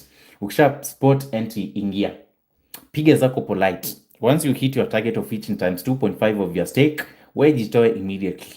Sasa so this is a entry point trigger ndo hiyo bado imeingia. So kama bado hujaingia, I think you can just enter with this. Kama bado hujaingia, I think you can just enter with this. Hey!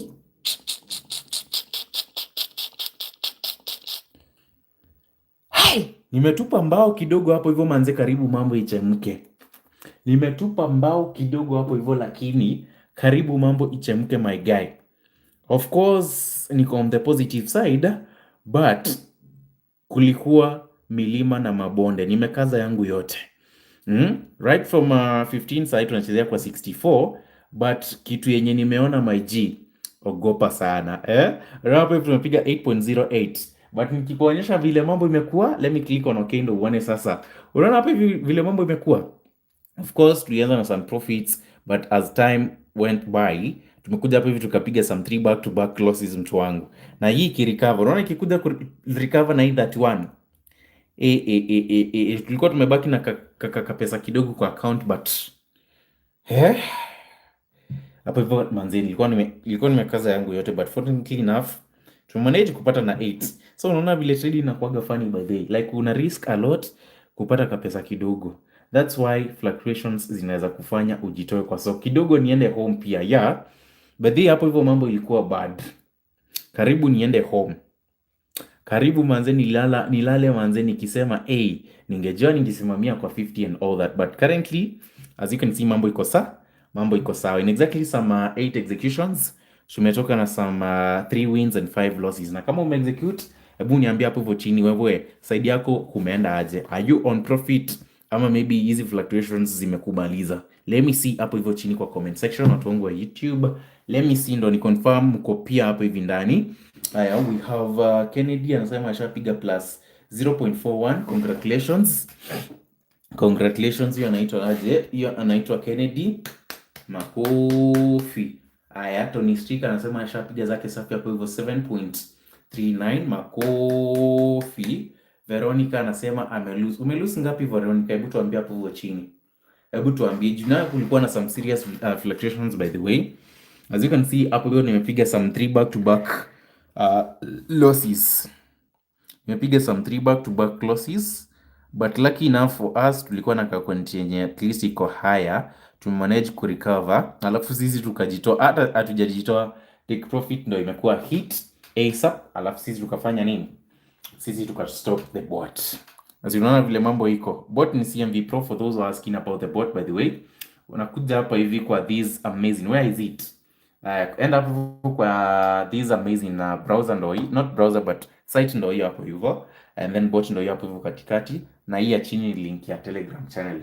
Sasa so ukishaingia hapo hivyo utaona kila kitu, you will see everything right from analysis tools to strategies to like kila kitu yenye tunatumiaga hapo hivyo ku execute tutacheki. So watu wangu, what do you think about that? Tuendelee ama tusiendelee? Juu tayari shafika kwa 64. But bado goal ni ile. Bazulu anasema ashapiga plus 5.8 USD. Congratulations my G. 100 ones. Nani huyo? 5.42. What do you mean? Sijaelewa. 5.42 iko na nini? And then 100 ones sasa. So let me see. Mintpal ndo anaingia. Hebu kwanza apige punishment. Unaweza chelewa aje kwa live trading session wewe Mintpal? Unaweza chelewa aje wewe? Hebu kwanza apige punishment kidogo hapo hivyo. Akiendelea kusema amechelewa wapi? Akielezea amechelewa wapi, kwanza napiga kwa punishment kidogo hapo hivyo ndo anaingia. Execute in the last 1 hour 24 minutes. Hebu asema amekuwa wapi Mintpal. So let's go to the next volatility hapo hivyo. And really hope for the best from these amazing execution. So let's see, that's 10 index. Bado let's go to another volatility hapo hivyo. Tunazichambua tu mdogo mdogo, and once we get yenye imesha meet conditions, of course tunaingia nayo. Sasa guys, so mnaweza recommend hapo hivyo chini as well, mkipata volatility yenye imesha meet our conditions, kimbieni hapo hivyo chini kwa comment section muniambie, ndio niende niangalie bila kuharibu time, ni confirm that mambo iko best. I'm waiting. Nangoja hapo hivyo mconfirm, ndio sasa tukimbia hapo hivyo tuanze kuexecute live, and really hope for the best on this amazing execution, right from mahali tumeanzia. Right from mahali tulianzia kwa 15, sasa tunachezea 64. So where is, kuna mtu anasema imesema ngapi? Nasema 51s. Wacha tuone hiyo 51s iko aje. Wacha tuone hiyo 51s anasema inakaa aje. Wacha tuone hiyo 51s anasema how does it look like. Wacha tuone hiyo 51s yenye nasema inakaa aje. What do you think about this? Aya, iko best ama iko best? Do you have any probability ya market could change? I don't think so, since you have digit 0 with 10.5, as well you have digit 2 with 10.4, as well you have digit 4 with 9.3, as well you have digit 6 with 10.6, na tuko na digit 8 with 11.0. So I think hii by the way ni best sana ya ku execute hapa hivi, na most probably lazima utoke na kakitu. Alafu target bado hatuja hit, tumebakisha less than 36 USD hapo hivyo to hit our target, of which hiyo si tunaweza kaa sana. Hiyo tunapiga tu polite kidogo, muone tu tukihit kama mambo itakuwa best. Juu we have been doing things for the longest time possible, grow easy accounts mdogo to the moon, na mambo iko best. So tuko hapa hivyo 51s waku tuna execute on even 51s even. Sawa. It's 51s and then tuna execute na even. Ndio hiyo kila kitu yenye nimesha set. It's 51s guys and you executing on even. Sijui kama mnacheki ama mcheki. 51s even. So let me just refresh my screen ndio sasa tuanze tena upya. It's 51s even. 51s even. 51s even. 51s even. Executions ni za mkulima mdogo. Nakumbuka hii account tumeitoa right from 15 USD. Sasa iko kwa 64.10, and we are hoping that itafika kwa 100 USD in the next few. So tuko kwa 51s even kwenye RG. 51s even. 51s even. Ndo hizo nimesha set kitu yangu vile inafaa, my bot. It's 51s. So kuja hapa hivyo feed 51s. And then hapa hivi kwa contract type cheza na even. Si unaona vile nimesha set yangu? Si tayari mnaona vile nimesha set yangu? It's 51s order. Na hakuna kukaa sana. Once you hit your target, ama ukiona maybe umetosheka na profits, si lazima ati you hit your target. Ukishaona tu umetosheka na profits, unaweza simamia kwa njia. Ukishaona tu umetosheka na profits, unaweza simamia kwa njia. Imechange aje my G? Maybe imechange wapi? Change. The only thing that can change ni entry point trigger, and as you can see iko digit 5. Unaweza cheza either na digit 5 ama digit 1, either of them. Hizo red and yellow hazina shida zikichange. Shida inatokea 6 ama not the 6, by the imechange 7 ndo hiyo. The blue band ndo nimeona ina change. So most probably hapo hivyo mambo inaweza chemka. Let's go to another volatility of which kuna hebu mrecommend another volatility hapo hivyo. Kuna Brina naona anasema 751s. 751s bado Bri mambo yake haiko sawa hapo hivyo. Haya, nani mwingine hapo hivyo ana propose another volatility? Ndio nikimbia hapo hivyo teketeke niangalie nione vile mambo iko, ni execute ASAP and really hope for the best from these. So that's 100s by the way. Tuko na 0 na tuko na 2 and gani ingine. I think hapa hivi kwa 100s mambo bado iko sawa, si ndio? Hapa hivi kwa 100s hakuna yenye inaweza kututoa game. Turudi kwa 100s even to execute haraka before the market change, tujitoe kwa soko. 100s even. 100s even. 100s and then even. Ndio hiyo 100s even. 100s even. 101s and then we're going for even. Ndio hizo configurations, kila kitu iko checked. The only thing yenye iko checked ni entry point trigger, tunafaa kungoja iguzwe, of which our entry point trigger inachezea kwa digit 1. So once utaona digit 1 imekuwa picked, unangoja within the next 3 ticks. Ikiguza any even number, kuja hapa hivi uingie. Ikikosa kuguza, ngoja. So sawa? So let's see. 100 index even, 100 index even, 100 1s, not 100 index, 100 1s even, 100 1s even, and my entry point trigger iko kwa digit 1. So let me see. IT5 haitaharibu buli. Hata wacha 5. 9 imeshaharibu. 9 imeshaharibu. Na watu wangu wa YouTube wanaona vitu live hapa hivi na wanichanui. Nyinyi wako mkue active, mwache kuwe dormant. Mwache kuwe dormant. But naona inaendelea kupanda tena. Let's give it a chance. Wacha tuipe chance. Let's give E7 bado. E7 bado. Let's go to the next volatility basi. Hatuwezi force volatility hapo hivyo. Nyinyi watu mko live hapo hivyo kwa YouTube. Kuna vile amnichanue. Mnaona mambo inaharibika na mnaangalia tu nijiingize kwa moto. Kwani mnataka ni blow na niko karibu ku hit my target? Hiyo bado. Hiyo bado watu wangu. So let's msikiwe hivyo. Sawa? So let's go to the next volatility. Tunazichambua tu mdogo mdogo hapo hivyo. Haya bado. Let's go to the next volatility. Let me see. That's 5 and that's 6 bado. Let's go to the next volatility. That's 3 and that's 7 bado. Kwani tutapata gani hapa hivi? Let's go bado. Let's go to the next volatility. Mdogo mdogo tu. That's 6 and that's 2. This is volatility angoa. This is volatility 75 index, right? 75 index. So tukubaliane kila mtu akimbia hapo 75 index basi, alafu tunapiga teke 75 index plain and then tunapiga na even. 75 index plain even. 75 index plain even. So kuja hapa hivi weke 75 index plain and then kuja hapa hivi weke even. 75 index even. Si ndio hiyo tusha change. So tukungoje our entry point trigger of which currently in digit 3. Once digit 3 itakuwa picked, ngoja within the next few ticks kama 3 hivi, ikiguza any even number, we jitose ndani ya market ama click run. And then ukisha click run unangoja within the next few 3 to 7 runs kama utakuwa on the profit side, we jitoe. Usikuwe na pupetia ile tamaa ya kupiga a lot of runs at once. Don't try that. So wacha tungoje digit 3 kuwe picked, the red bar currently. So the red bar ikishakuwa picked, ndio hii red bar msimu naicheki.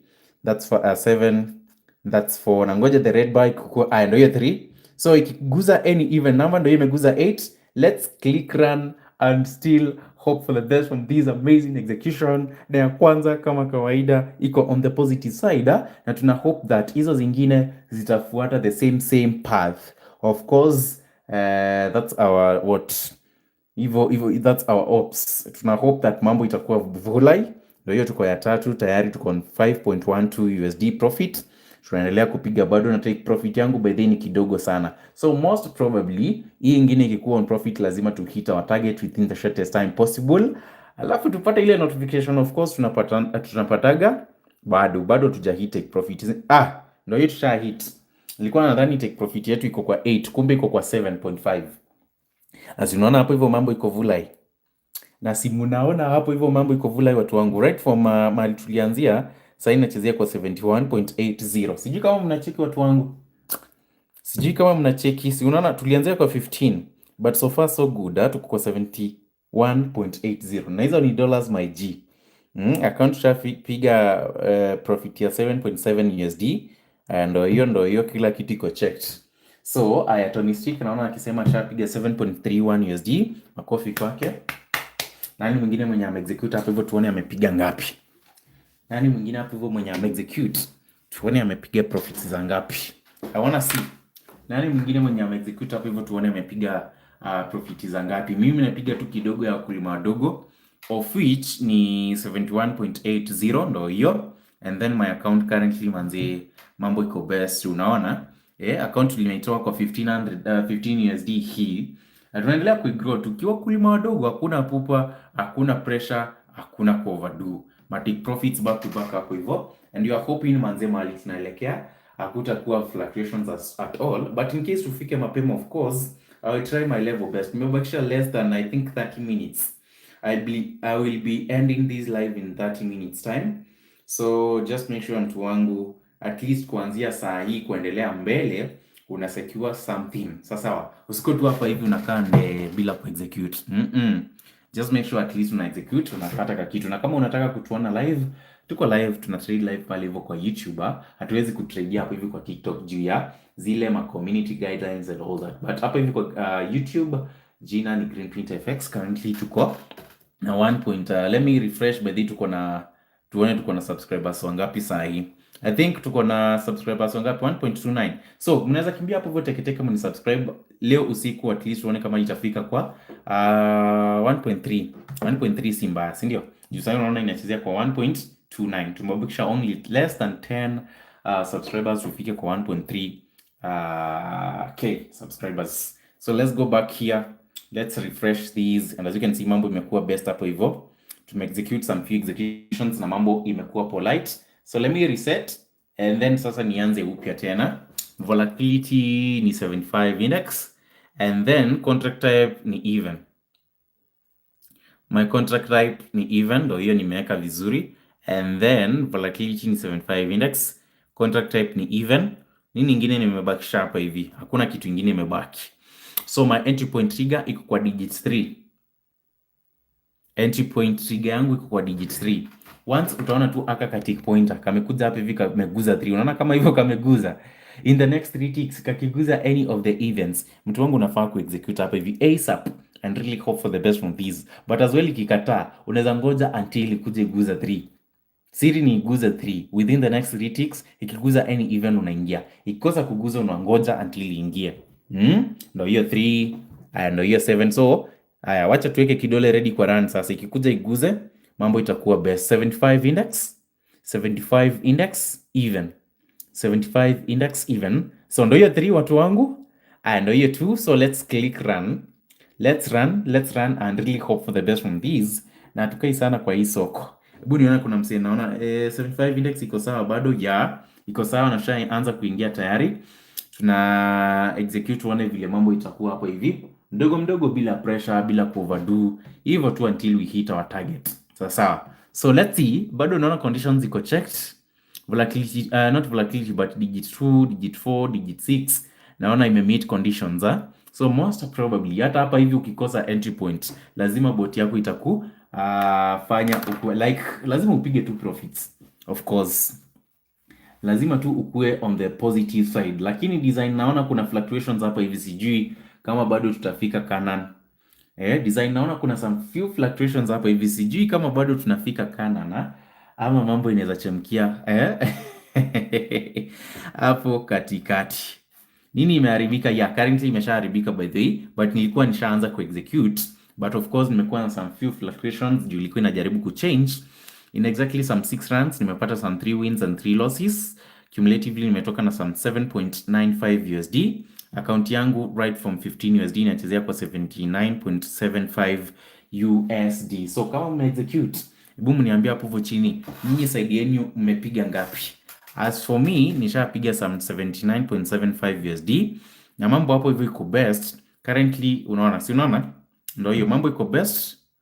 Mambo iko best. Naendelea tu kuflip kama mkulima mdogo, na target yangu naona nikihit in the next few minutes. Currently I've been live for the last 1 hour and 38 minutes, na nisha manage to grow account right from 15 USD kimkulima mdogo. No overstaking, no overtrading, no overdoing anything. And right from hapo hivyo tulianzia kwa 15, so unaona sasa tunachezea kwa 79.75.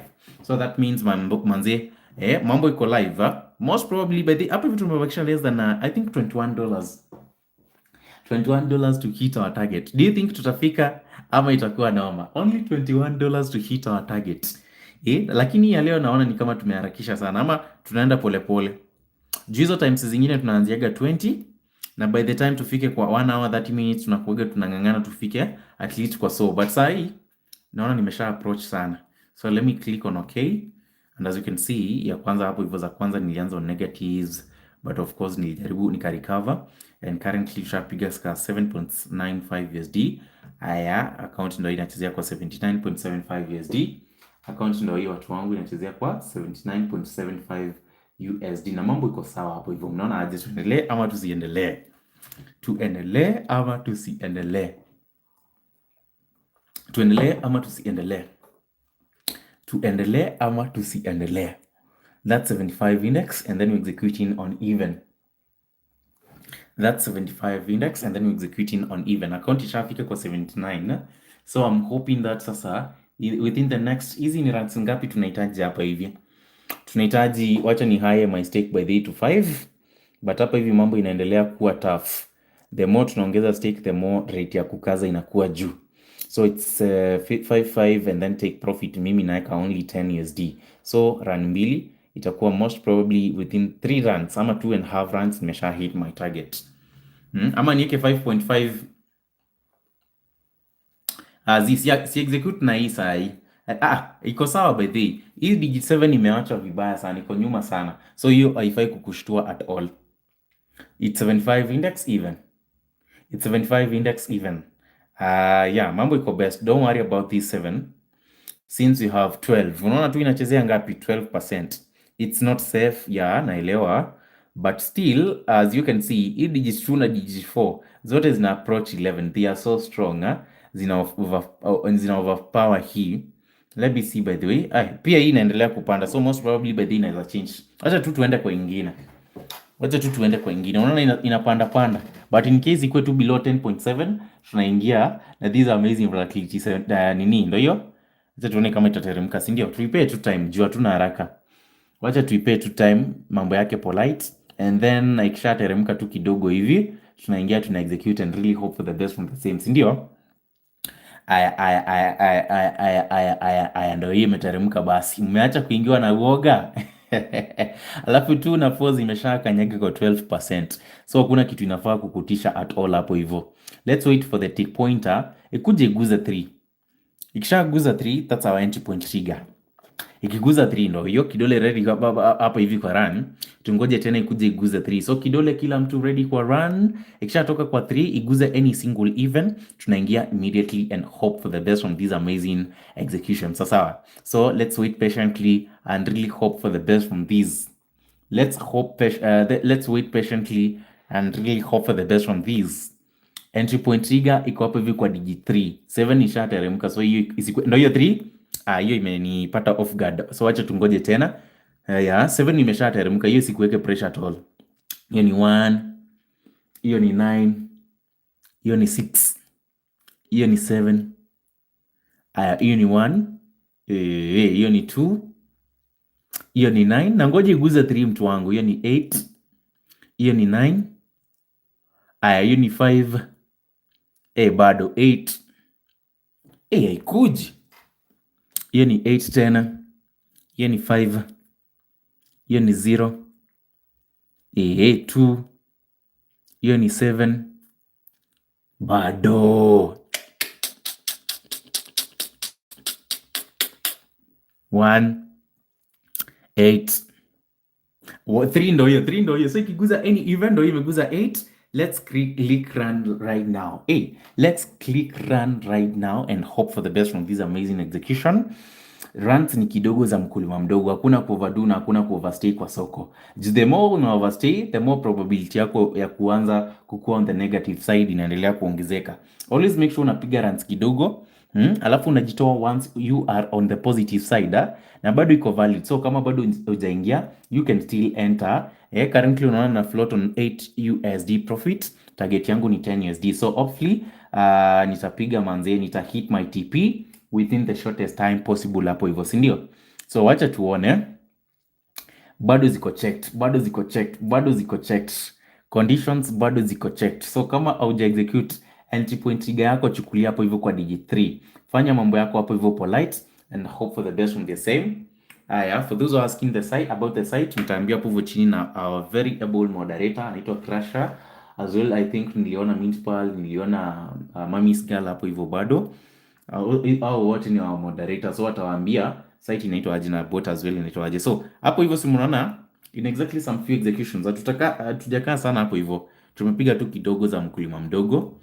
Tukapiga some 7 runs zile maximum tunasemaga in case uko on profit ukifika the 7th run unafaa kujitoa ASAP. Unaona hapa hivi tumeshapiga some 13.05 USD My account right from 15 USD sasa inachezea kwa 92.80 USD. Hai! Mnaona aje nyinyi? Tuendelee ama tusiendelee? Tuendelee hapo hivyo ama tusiendelee? Juu tayari nimebakisha less than $8 ni hit my target. Right from mahali tumeanzia kwa 15 USD by the way kwa mkulima mdogo. Mambo inaendelea tu kupanda mdogo mdogo, and I hope that by the way to hit our target within the shortest time possible. So, hebu kama mmeexecute mseme hapo chini nyinyi mmepata ngapi? Juu sitaki kuacha anyone behind. Confirm hapo hivyo chini nyinyi mmepata ngapi? As for me, nishafika hapo hivyo kwa 92 right from 15, and previous week nimepiga some 13.05 USD. Za mkulima mdogo tu tukiendelea kupanda pole pole bila pressure. So wacha tuone nyinyi mmepata ngapi so far. Mimi nimepata tu kidogo hapo hivyo 13, but account yangu bedhi imeapproach my take profit. Hata sasa ikisimamia hapo hivyo, hata kama nitabloia hapo, of course nitakuwa nimejaribu sana kutoa account right from 15 to 90 something. Hapo hivyo tuko saa 92 I think. Si rahisi, and you all know that. So hata kama maybe mtu wangu mambo itaharibikia hapo hivyo, I have nothing like I have nothing to prove like nini. Acha kwanza niweke hapa hivi kitu. So as long as tumefika kwa 92, I think hiyo so far ni achievement. In case mambo yaribikia hapo hivyo mtu wangu, of course mtakuwa umeona efforts zenye tumeweka kutoa hiyo account right from 15 USD to mahali tuko currently. Right from 15 to mahali tuko sio mchezo. Si mnajua hivyo pia.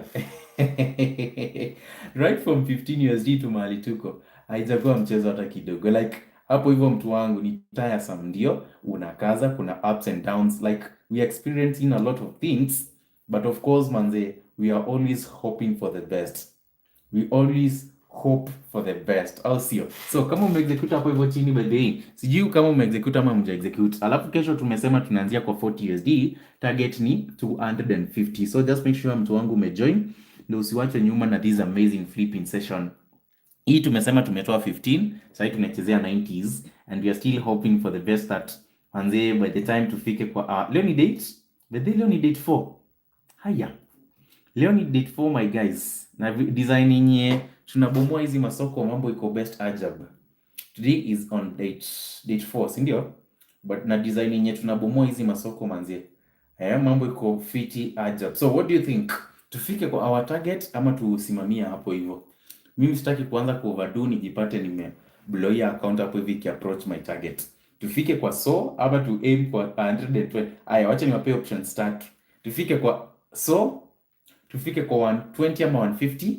Tufike kwa tufike kwa 150 ama tusimamia hapo hivyo tuko currently. Someone hebu atuambie hapo hivyo chini. Tufike kwa tufike kwa 120, 150 ama tusimamie mahali tuko. Options ni tatu. Kuna moja, kuna 150 na kuna tusimamie mahali tuko, which currently tunachezea kwa 92.80. What do you think about that? Hebu mnipe your suggestions hapo hivyo chini. Let me see. Priya anasema tufike 150.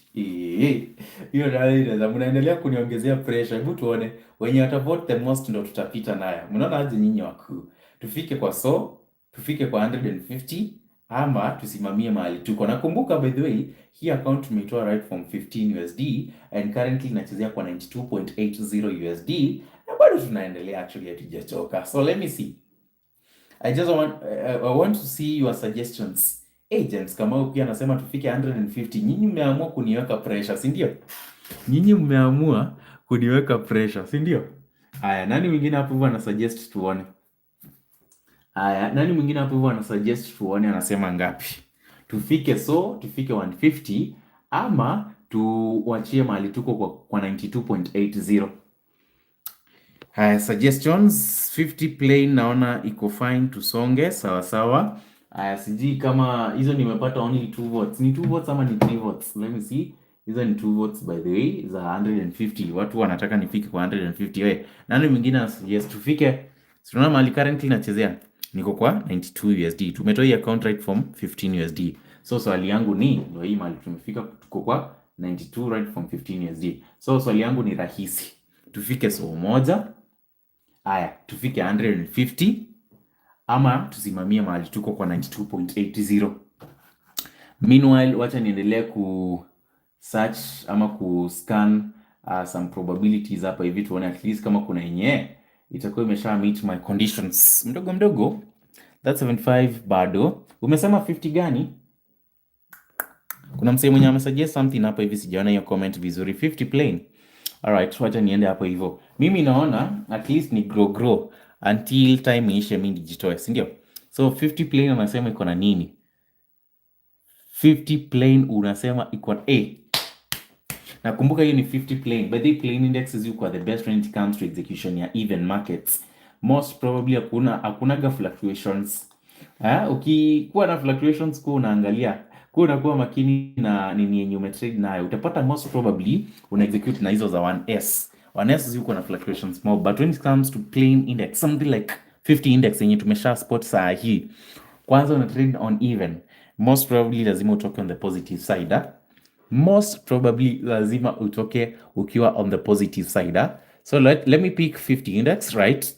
It's 50 index, ndio. So hapo hivi unakuja unaweka 50 index and then unaweka nini? It's 50 index angoa even, right? 50 index even. Bado stake yangu ni 5 ama ni wacha ni lower my stake to 4 by the way. 4 as my first stake and then 4 as my second stake. Since hakuna mtu anatukimbiza, we are hoping for the best from these amazing executions. Sasa, entry point trigger yetu iko wapi? Iko kwa digit 3.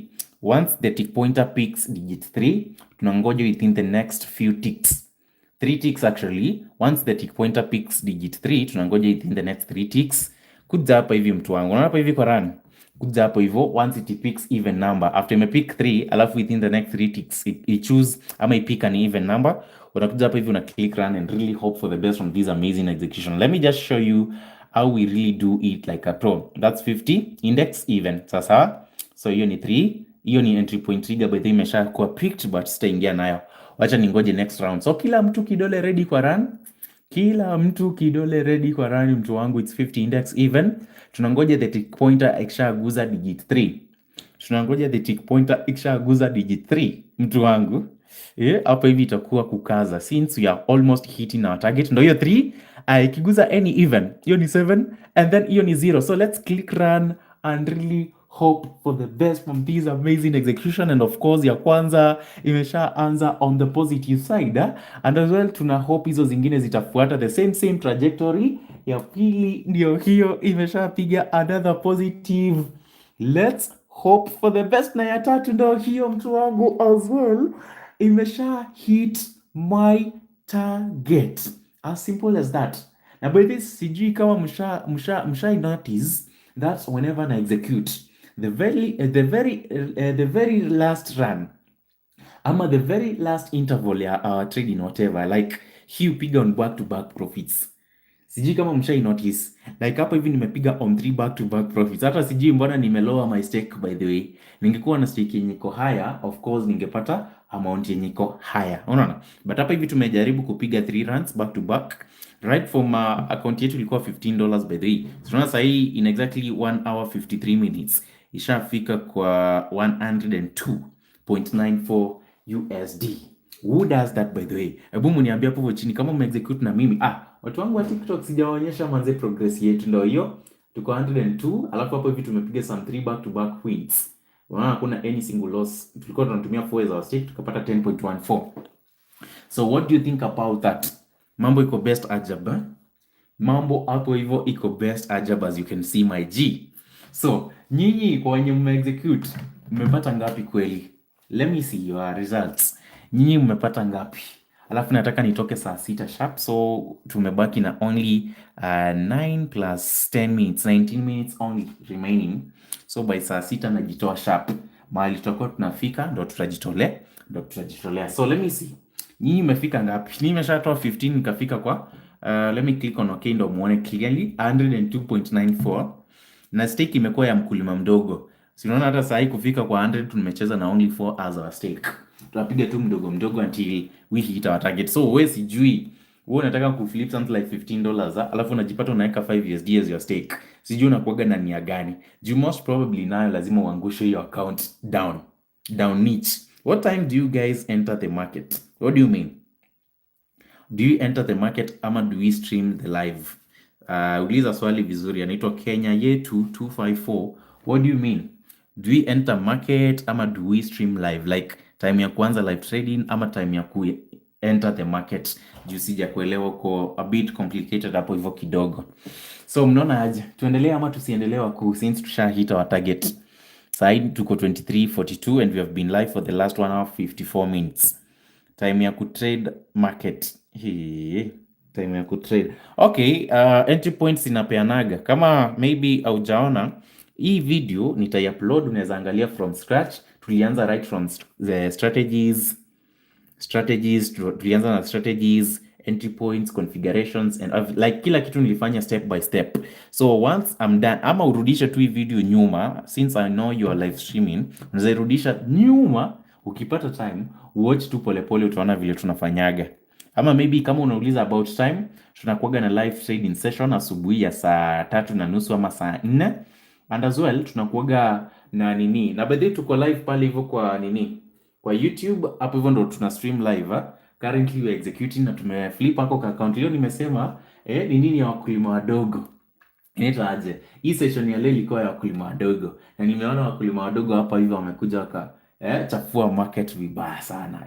Right from 15 mimi nimeshafika kwa 102, as you can see tuko $102 Na nimekuwa napiga tu polite kidogo kidogo kama mkulima mdogo, na hii wiki yote nimededicate ya wakulima wadogo. Jana as well tulijaribu ku grow 35 to 200, but I think tulifika kwa 200 kweli ama ilikataa, sikumbuki vizuri, but I think tulifika 140s.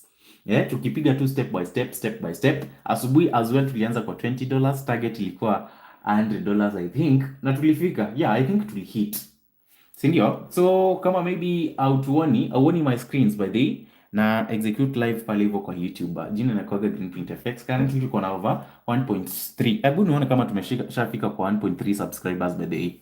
Hapo hivyo ndo tunakuaga tuna stream live, tuna share screens and all that. Juu hapo hivi kwa TikTok kunakuaga zile zinitangwa aje? Zile restrictions za ufala, uki execute live wanakutoa nje. So manze, mimi nisha hit my target for the day. Teresia Gitau ndo naona anaingia mtu wangu. Teresia Gitau umekuwa wapi? Imagine sisi tushatoa account right from 15. Sasa hivi tumefika kwa 1 or 2 as you can see. Na wewe ndo unaingia. Unaona wase wameshavuna na wameanza kukimbia kimbia. Na mambo imekuwa best hapo hivyo hiyo design. Mambo imekuwa best hapo hivyo hiyo design. Ama umekuwa live huko hivyo kwa nini by the way? Have you been on our nini? Stream live. What you been? Time ya ku trade market, stream live. Nimesha kuambia hapo hivyo, I hope umeelewa. Haya, congratulations guys. Manze tunashukuru. So unaona nifike kwa 120. Kapupa kananiambia nifikishe hii account 120. Sasa tuko 102. Napiga tu kimkulima mdogo, but kuanzia next week I think nitafocus tena na hao wakulima wakubwa. Ama unaona aje? Tuko tunachanganya live ya asubuhi kwa wakulima wakubwa na jioni kwa wakulima wadogo, ama tukwame kwa wakulima wadogo tukue tuna execute on back to back, wakulima wakubwa wakikuja wacheze na pace yao. What do you think? Hebu mcomment hapo hivyo chini by the way. So let me see. Bado checked, right? Our conditions are still checked hapo hivyo kwa analysis tool, right? Tuendelee na wakulima wadogo. Bidhi wakulima wadogo naona wamebambika leo sana. Hajaipata wakiwa favored hiyo design. Wanaendaga mahali wanapata watu tu wana favor wasio wakulima wakubwa and all that. But leo manzeni wamekuwa favored right from 15. Imagine, na kuna wenye tumegrow na wao as well. Na jana pia kuna mwenye tuligrow na right from 20 akafika 100 plus. Naona mambo iko best. Wanafurahia sana with this. So let me do this. Let me just do this. Since hii volatility bado unaona mambo yake iko checked, I can still execute nayo. Si ndio? I can still execute nayo. Ama what do you think guys? Should I execute bado nayo? Should I? What do you think? Niendelee au nisiendelee? Niendelee au nisiendelee wakuu? Niendelee au nisiendelee wakuu? Let me see. Should I continue? Tuendelee au tusiendelee? Tuendelee ama tusiendelee my G's? Tuendelee ama tusiendelee? kashetani kakudanganye. By the way, kako serious. Kako serious kananiambia niendelee. Mimi naona nifike 120 ama 150. Tumesema tunatoka saa 6 sharp.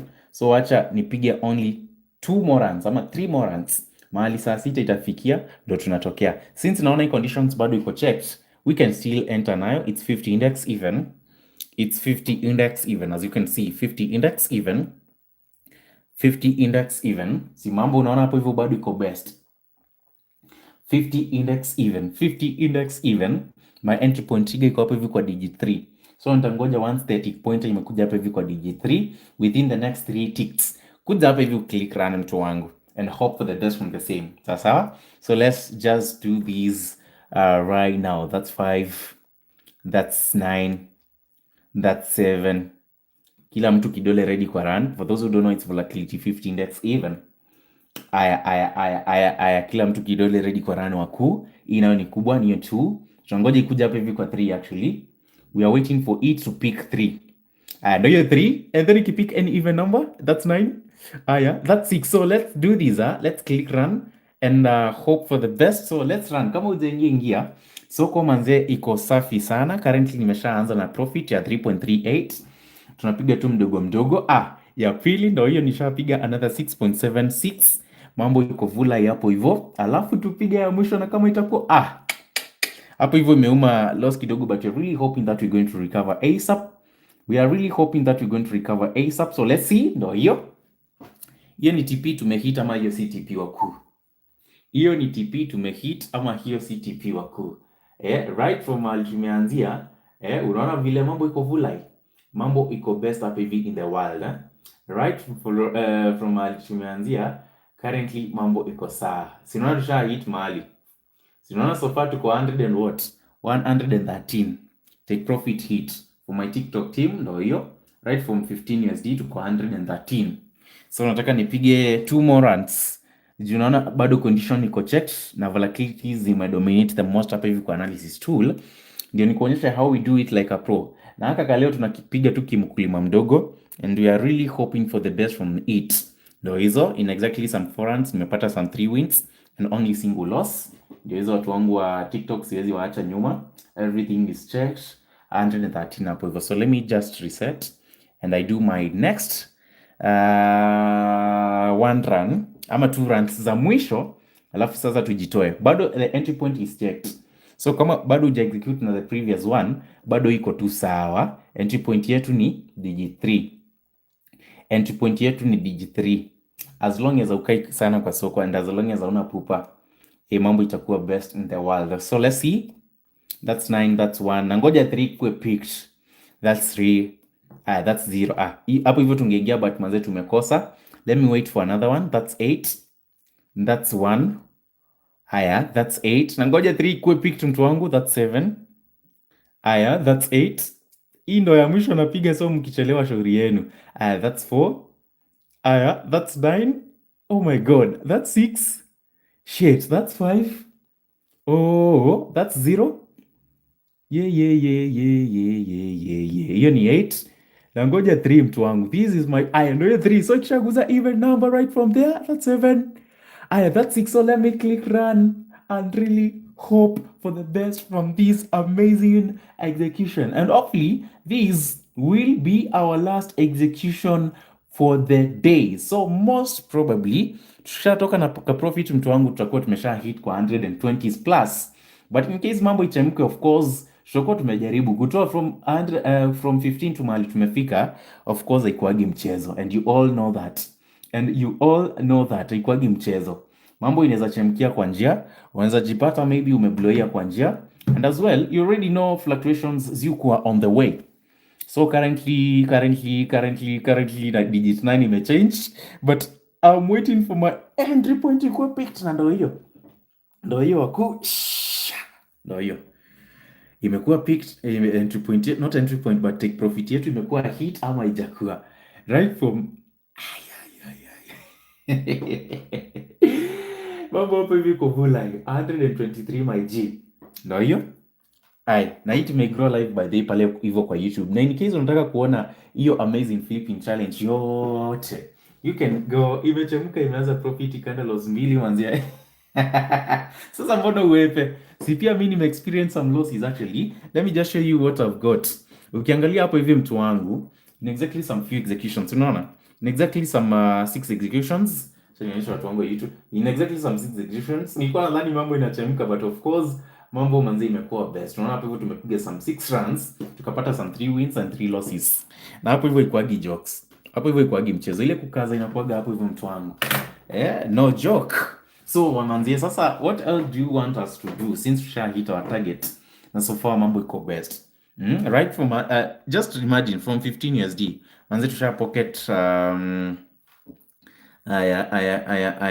aya stream live aya wakulima wadogo i-maintain juu leo ndio nimeingia through a friend. Sawa, enda waambie your friend sasa, enda ukikuwa profitable sawa huyo friend yako juu amekusaidia sana. So as you can see manze, in exactly some few runs like tumepiga na intervals ngapi, si mingi sana, si ndio? And we have managed officially right from 15 USD. Tunaona tumesha manage ku grow step by step. Kwingine tukikaza zaidi, kwingine kukiwa smooth, tukapata some 123.52 USD and so far so good by the way. So what do you think about that? Mambo imekuwa aje? Even and order has become my best strategy so far. DJ Kevin Pesa, congratulations my G. I hope that manze unaendelea kupocket some dollars with it. Nani mwingine hapo hivyo kuna any last words kutuambia? In case umeexecute, hebu tuambie umetoka ngapi ukafika ngapi. Let me see your results. Mimi ni manage ku grow right from 15 USD na nimeshafika kwa 123.52. What about you? Let me see. Nyinyi mmefika ngapi so far? I wanna see. Nyinyi mmefika ngapi so far?